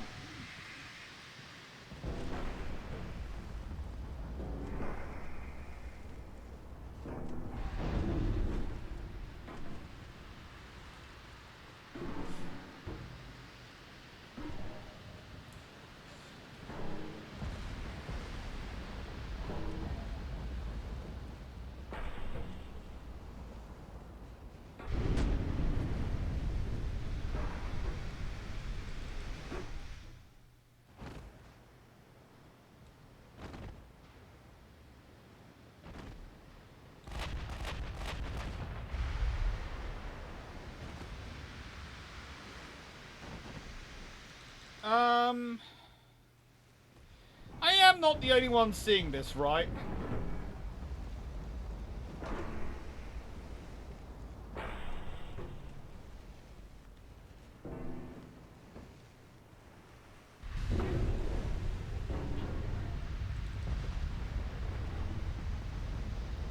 It's not me misbelieving my own computer, am I? You can see both ships' muzzle flashes, yes.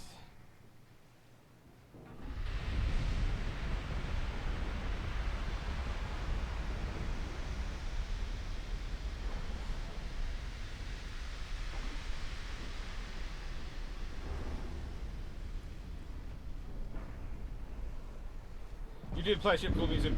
Yes, I know, but in the nicest way. It's against Yamamoto, and as closely built Yamamoto as I can physically build on this game.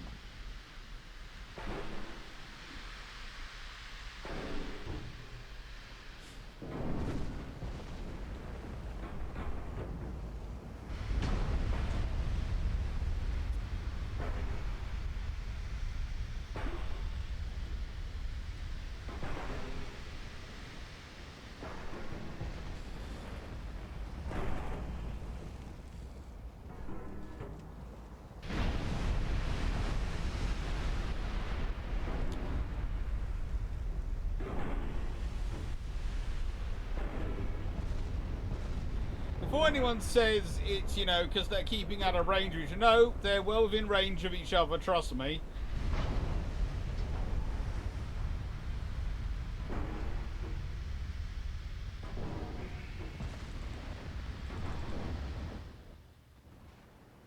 Oh, New Zealand was actually hit, look. You can see.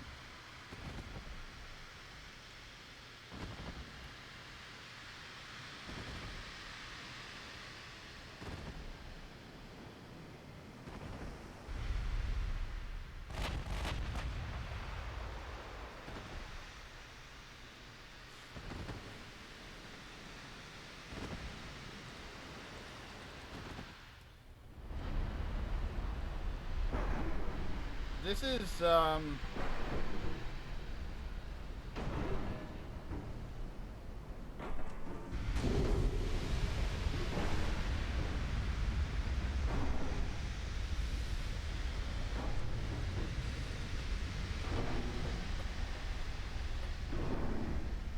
This was...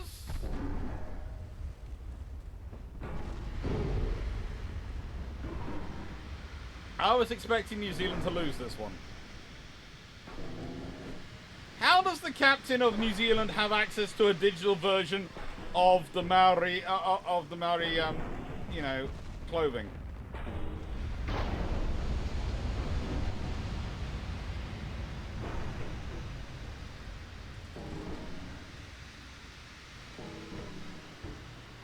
It's almost like HMS Asante.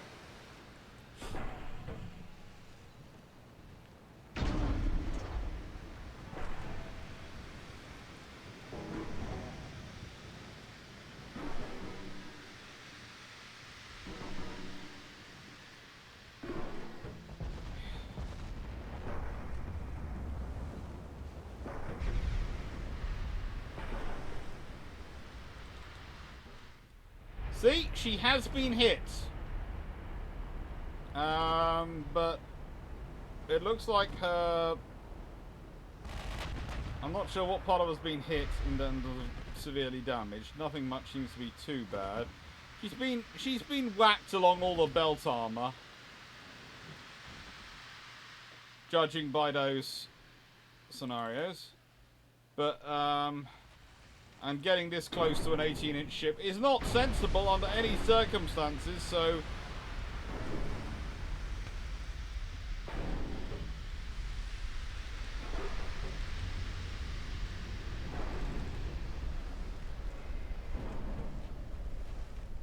Especially when your flashing guns light up the sky and kind of reveal your position.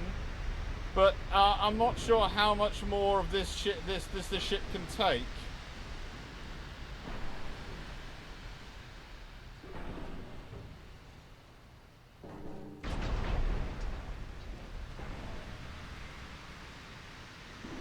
In fact, I don't think it's going to be afloat for much longer, do we? It's not had a pirouetting turret.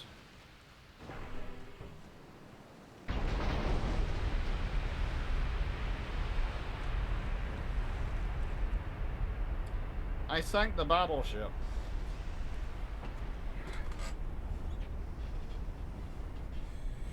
Let's look at the ship statuses.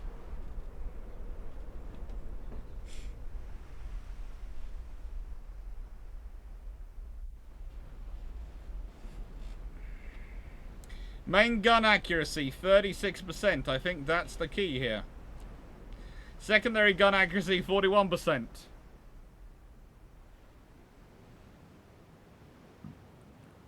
Engine status, 25.3 knots, 69% of fuel left.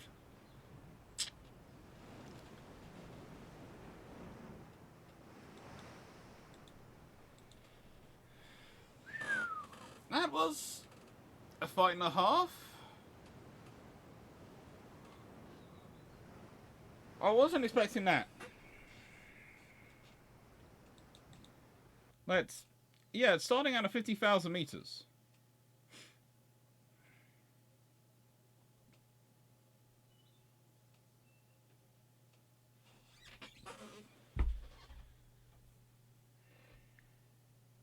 Ooh. Can I design transport? No, I can't design a transport. But I can give them a convoy to protect.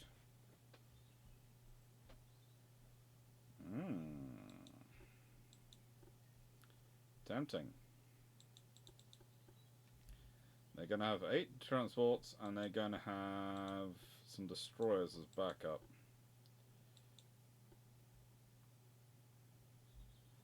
Yeah.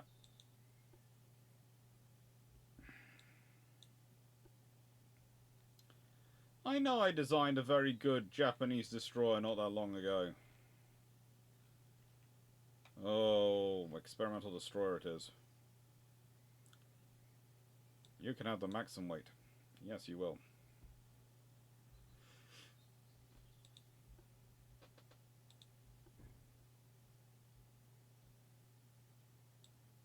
Beam. I don't intend my ship rolling over, basically. So I have...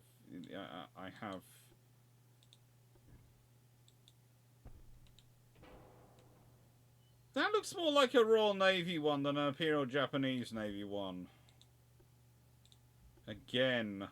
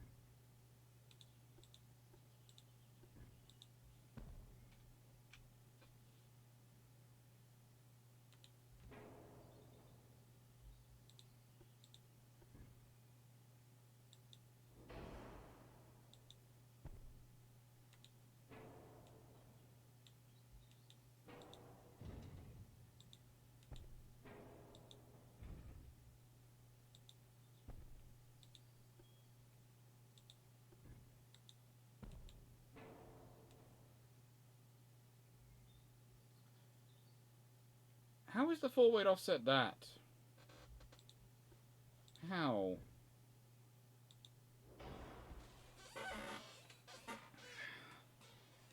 Okay.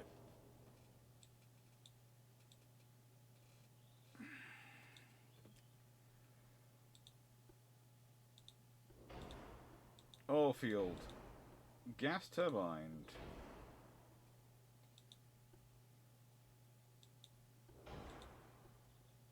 Whatever arm we do have.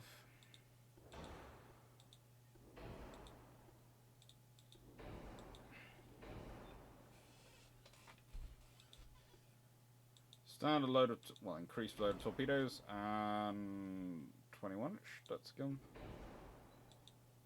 And again, that, that, that, that.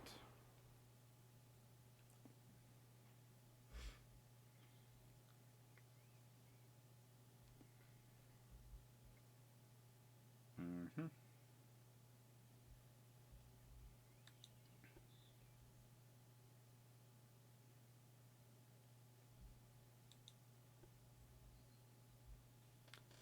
Let's go for it, shall we? Guardsman, no.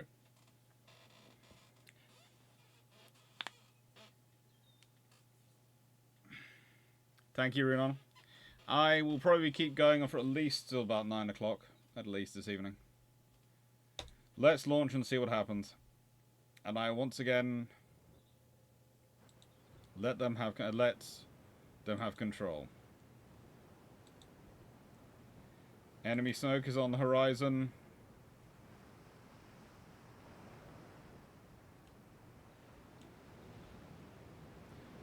Now, the only reason this battleship is out on its own is it's called HMS New Zealand, so of course it's out hunting alone. And there are many enemy transports that it get distracted by. There are 2 enemy destroyers to ambush it, and there is a Yamato class.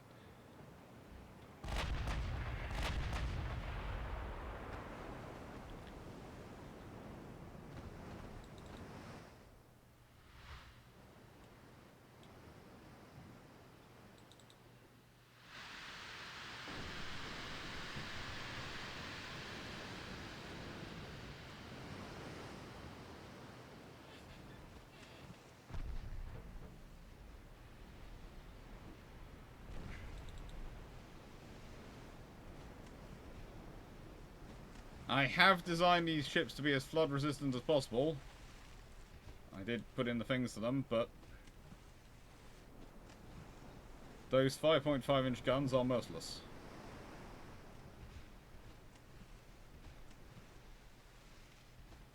Once again, it seems to have picked night as the time to have a battle.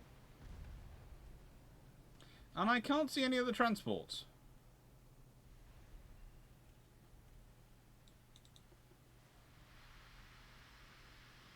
Zooming down over there.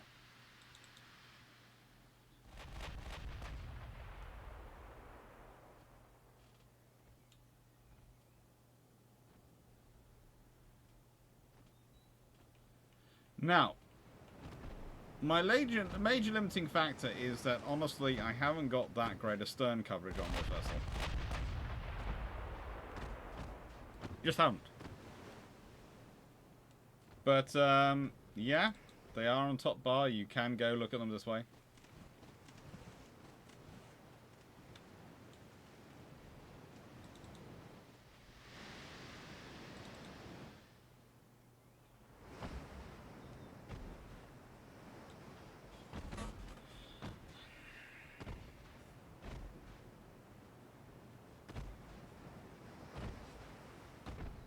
Don't think this is going to go that well. The transports, are they on top bar? They are on top bar, but they aren't visible. I don't know where they are yet.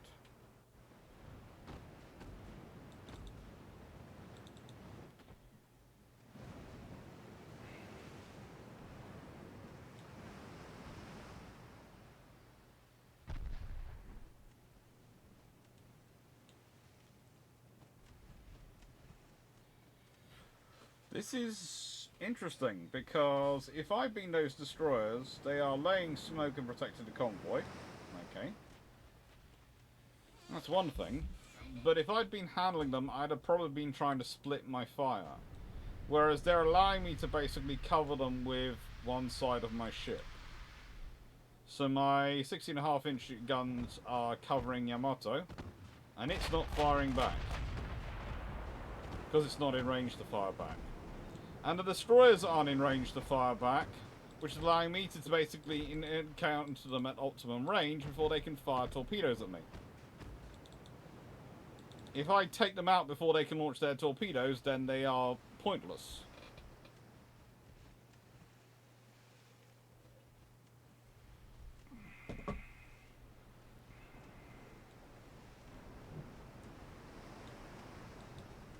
This one's at 69% floating, it's down by the stern. This one's at 54%. And we all know how top-heavy Japanese warship designs are. These things are not doing that well in the water. They don't so much need to launch the torpedoes over the side as just, you know, open them. And they will get into the water at this point.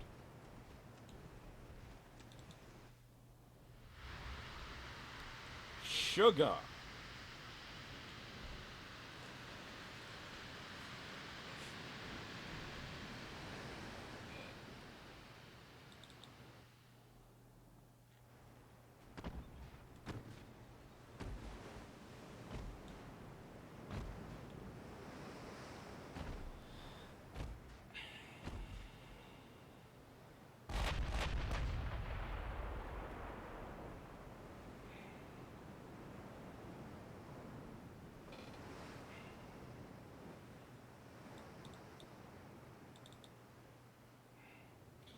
There's a lot of firepower coming down.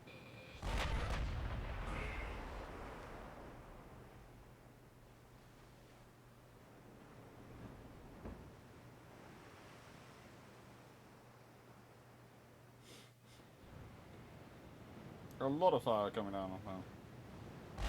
Why has Alice Urquhart just messaged me? Sorry.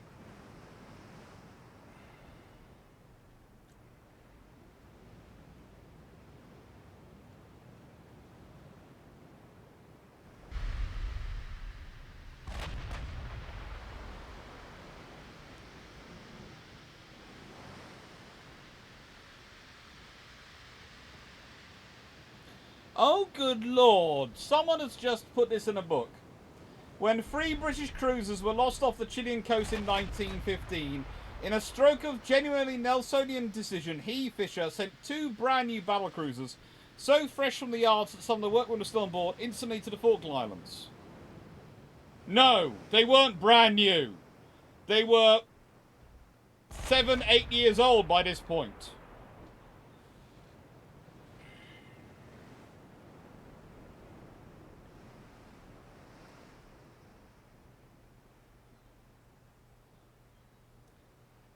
I must remember, when a ship is less than a decade old, it's still brand new and has dockyard workmen aboard it.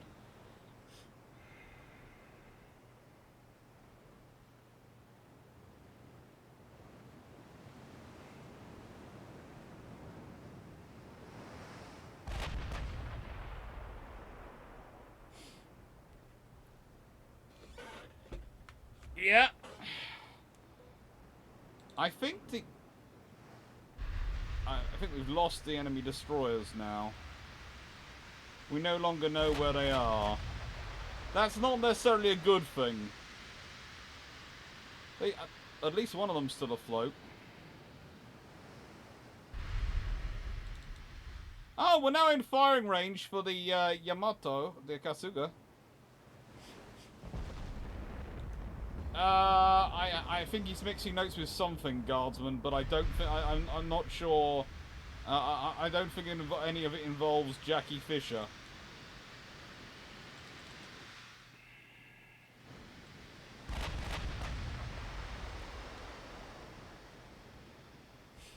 Trouble is, this is written by it's written by a historian who does a very good storytelling.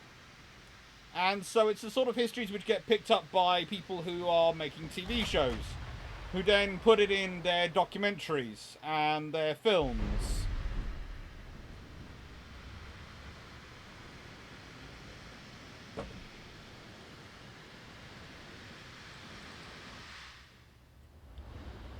Kasuga is on fire.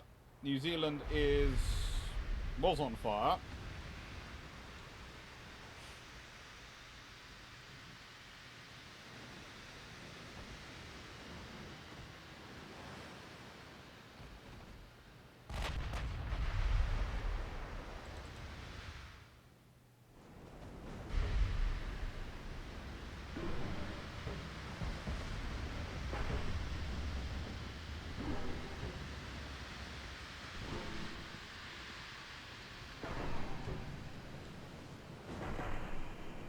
There's a lot of 5-inch shells coming in on this ship right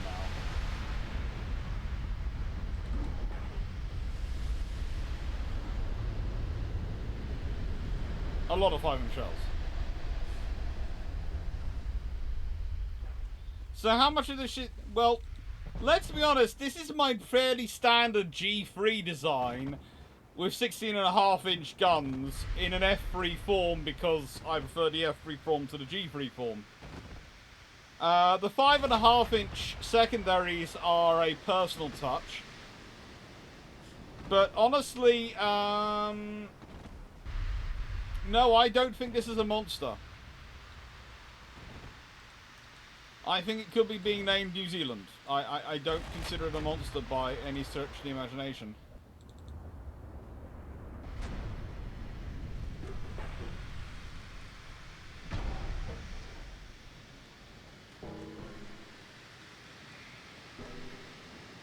It's still got good flotation.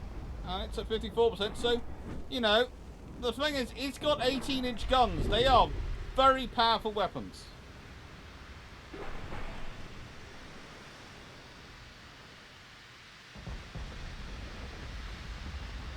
Very powerful weapons.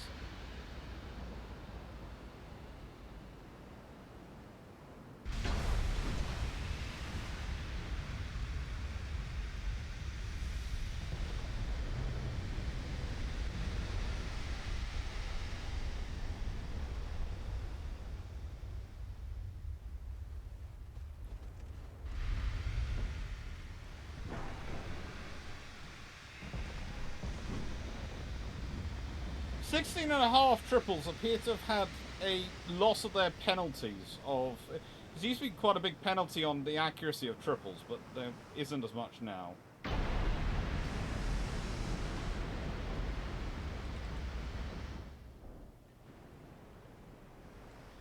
I wonder if that's the new change. But she's only got 9 guns.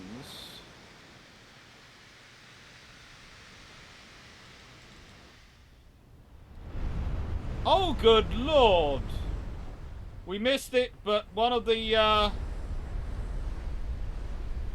turrets, the forward turrets have gone supernova. That ship is not long for this world. The fact it's still alive is just amazing. Because let's be honest, that is a gateway to an inferno down there.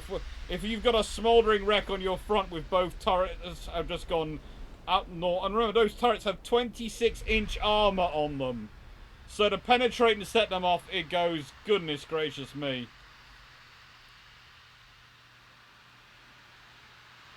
The fact that this shows how tough this design is, that it's still afloat after that.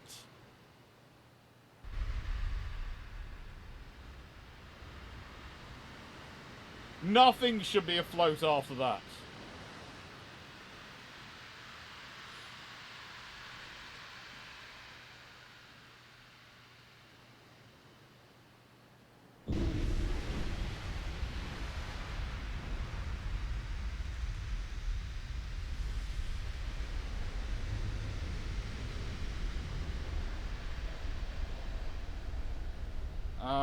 That could well be. I think it's trying to go for a ramming or something. Or it could be just the amount of water now entering it is guiding it.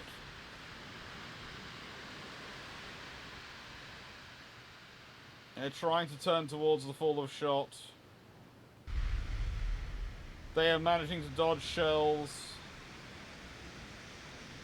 They're trying to get as close as they can to fire. But they're not going to make it.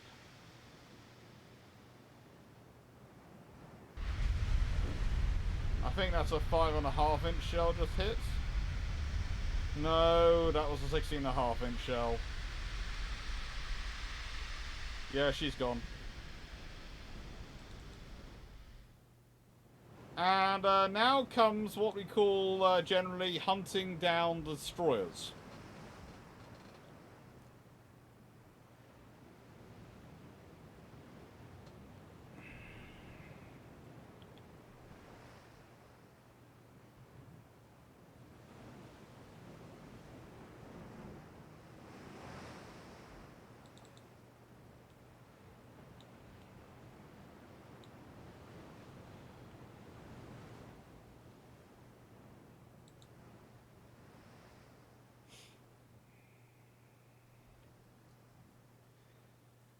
So we're hunting down the rest of the convoy and destroyers. Yes, this is definitely is mop-up time.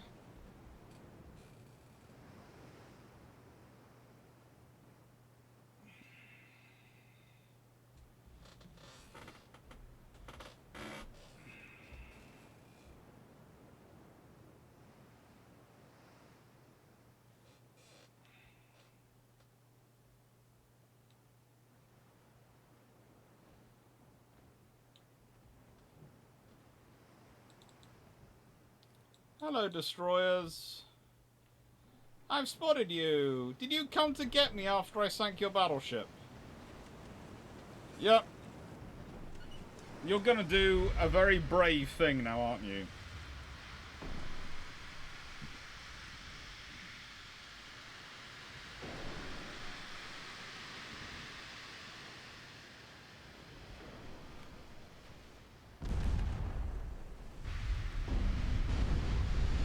Oh. They used a 16.5-inch shell versus a destroyer. That's just not fair. That's career ending for a destroyer. In fact, I think the 16.5-inch shell from hitting one destroyer managed to send so much shrapnel in the air, it sunk the other destroyer as well.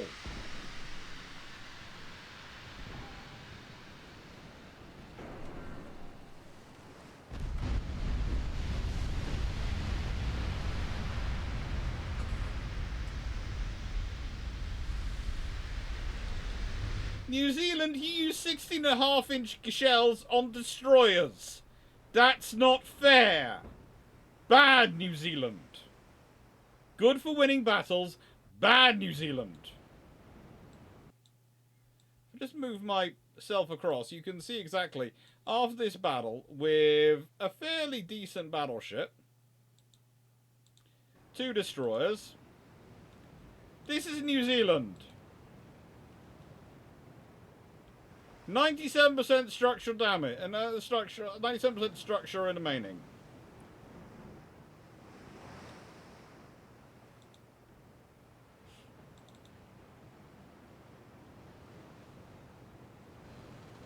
We're now tracing down the chasing down the convoy.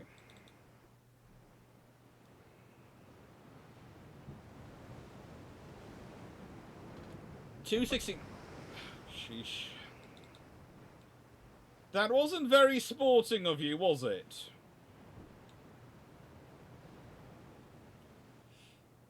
How much fuel do we have remaining?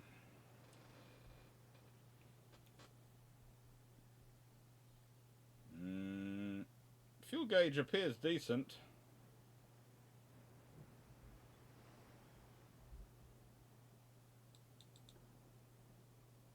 It's now dawn. That's even worse.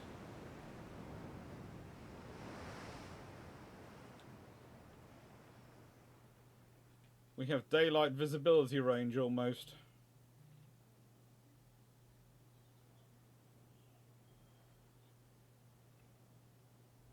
I think they tried to run.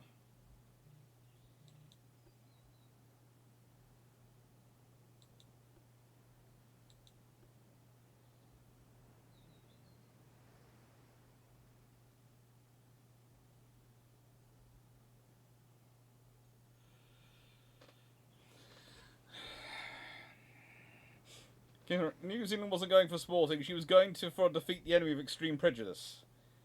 Enemy smoke spotted to the north. Yeah, let's... Northwest. So now looking northwest. And somewhere over here...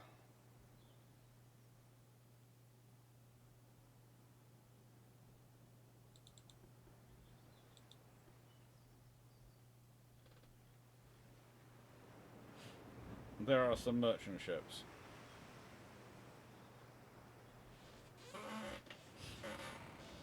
This is why you have a carrier with you. Once you've done once you've taken out the nasty enemy, you just let the carrier aircraft go and do the hunting, and you have a break.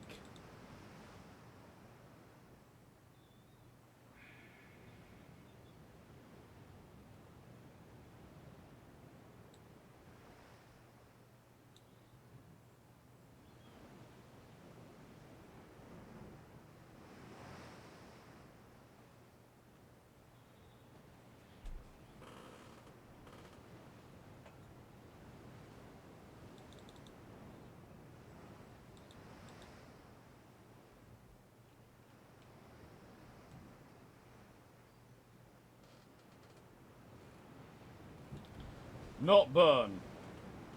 Not burn. Never burn.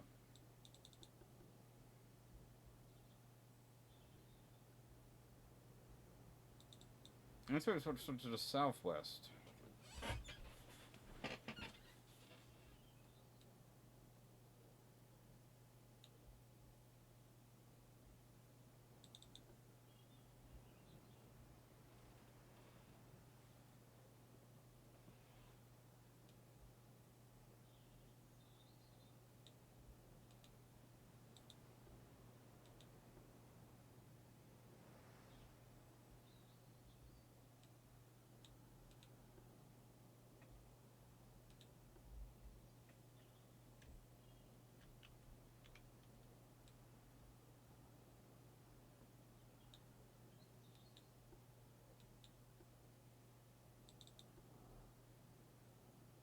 I'm heading west.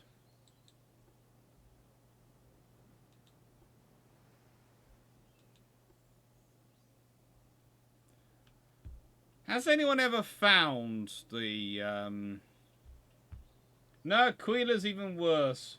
That was the Italian copy of Burn using a merchant hull.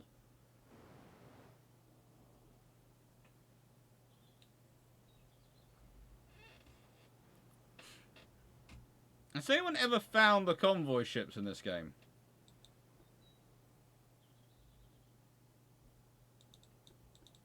Because I've sunk their escort, but where are they?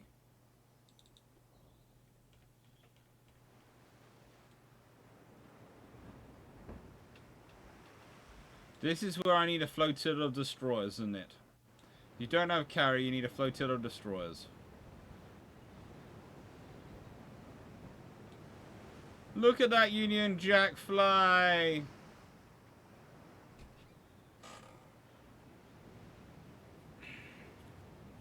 Go HMS New Zealand, go, go.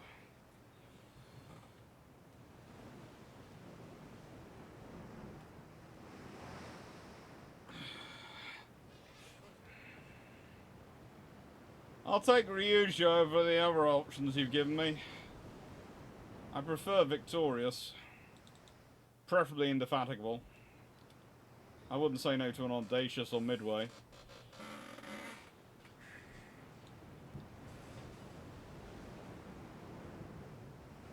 I think we're just going to run out of fuel.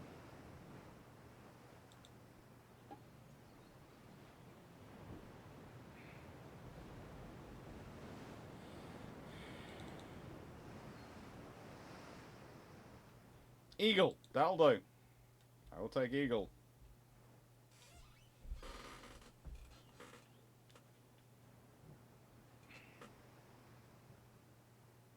You keep telling me computer smoke is spotted and I don't see ships.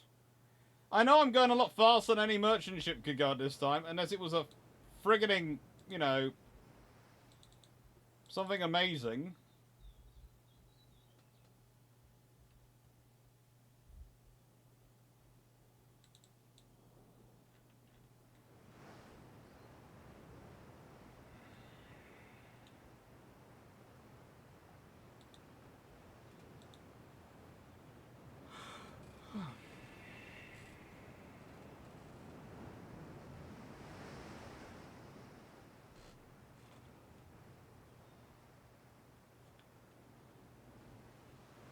And they are Queen Mary transports. Oh, great. In other words, they have no concept of going anything less than full speed. And full speed is about 30 knots. Yeah.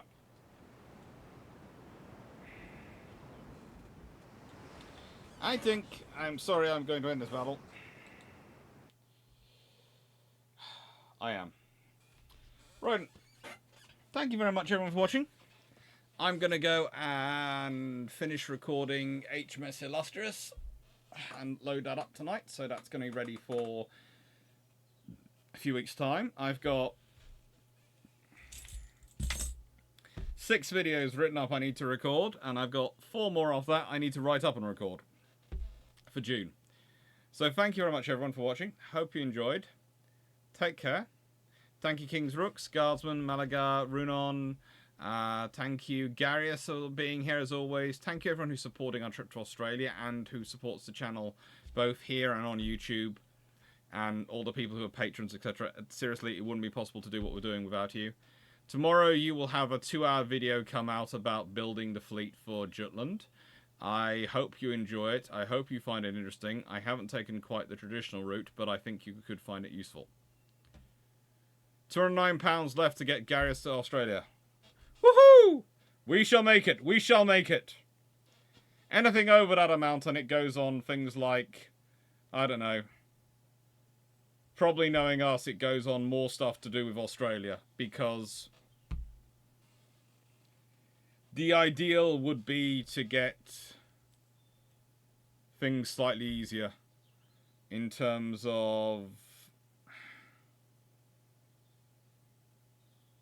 Well, let's put it this way. We're planning on hiring the car ourselves. But there's the amount we can afford on our own, and there's the amount if we've got an extra 150 quid in the kitty that we can get in terms of getting a comfortable SUV for all 4 of us to sit in. And there's still always the option that we could end up being a 5 or a 6, because it wouldn't be unusual for us to kidnap people. And I mean that in the nicest way. If you want the example, Glyn Stewart, when we were in Canada, basically became the extra member of the team. We have sort of said if he turned up or Jamie turned up, they would be in Australia. They'd be used as the extra team. Jamie, of course, being the general from Armoured Carriers, who's on bilge pumps with me and Drac. And there's a few other options as well.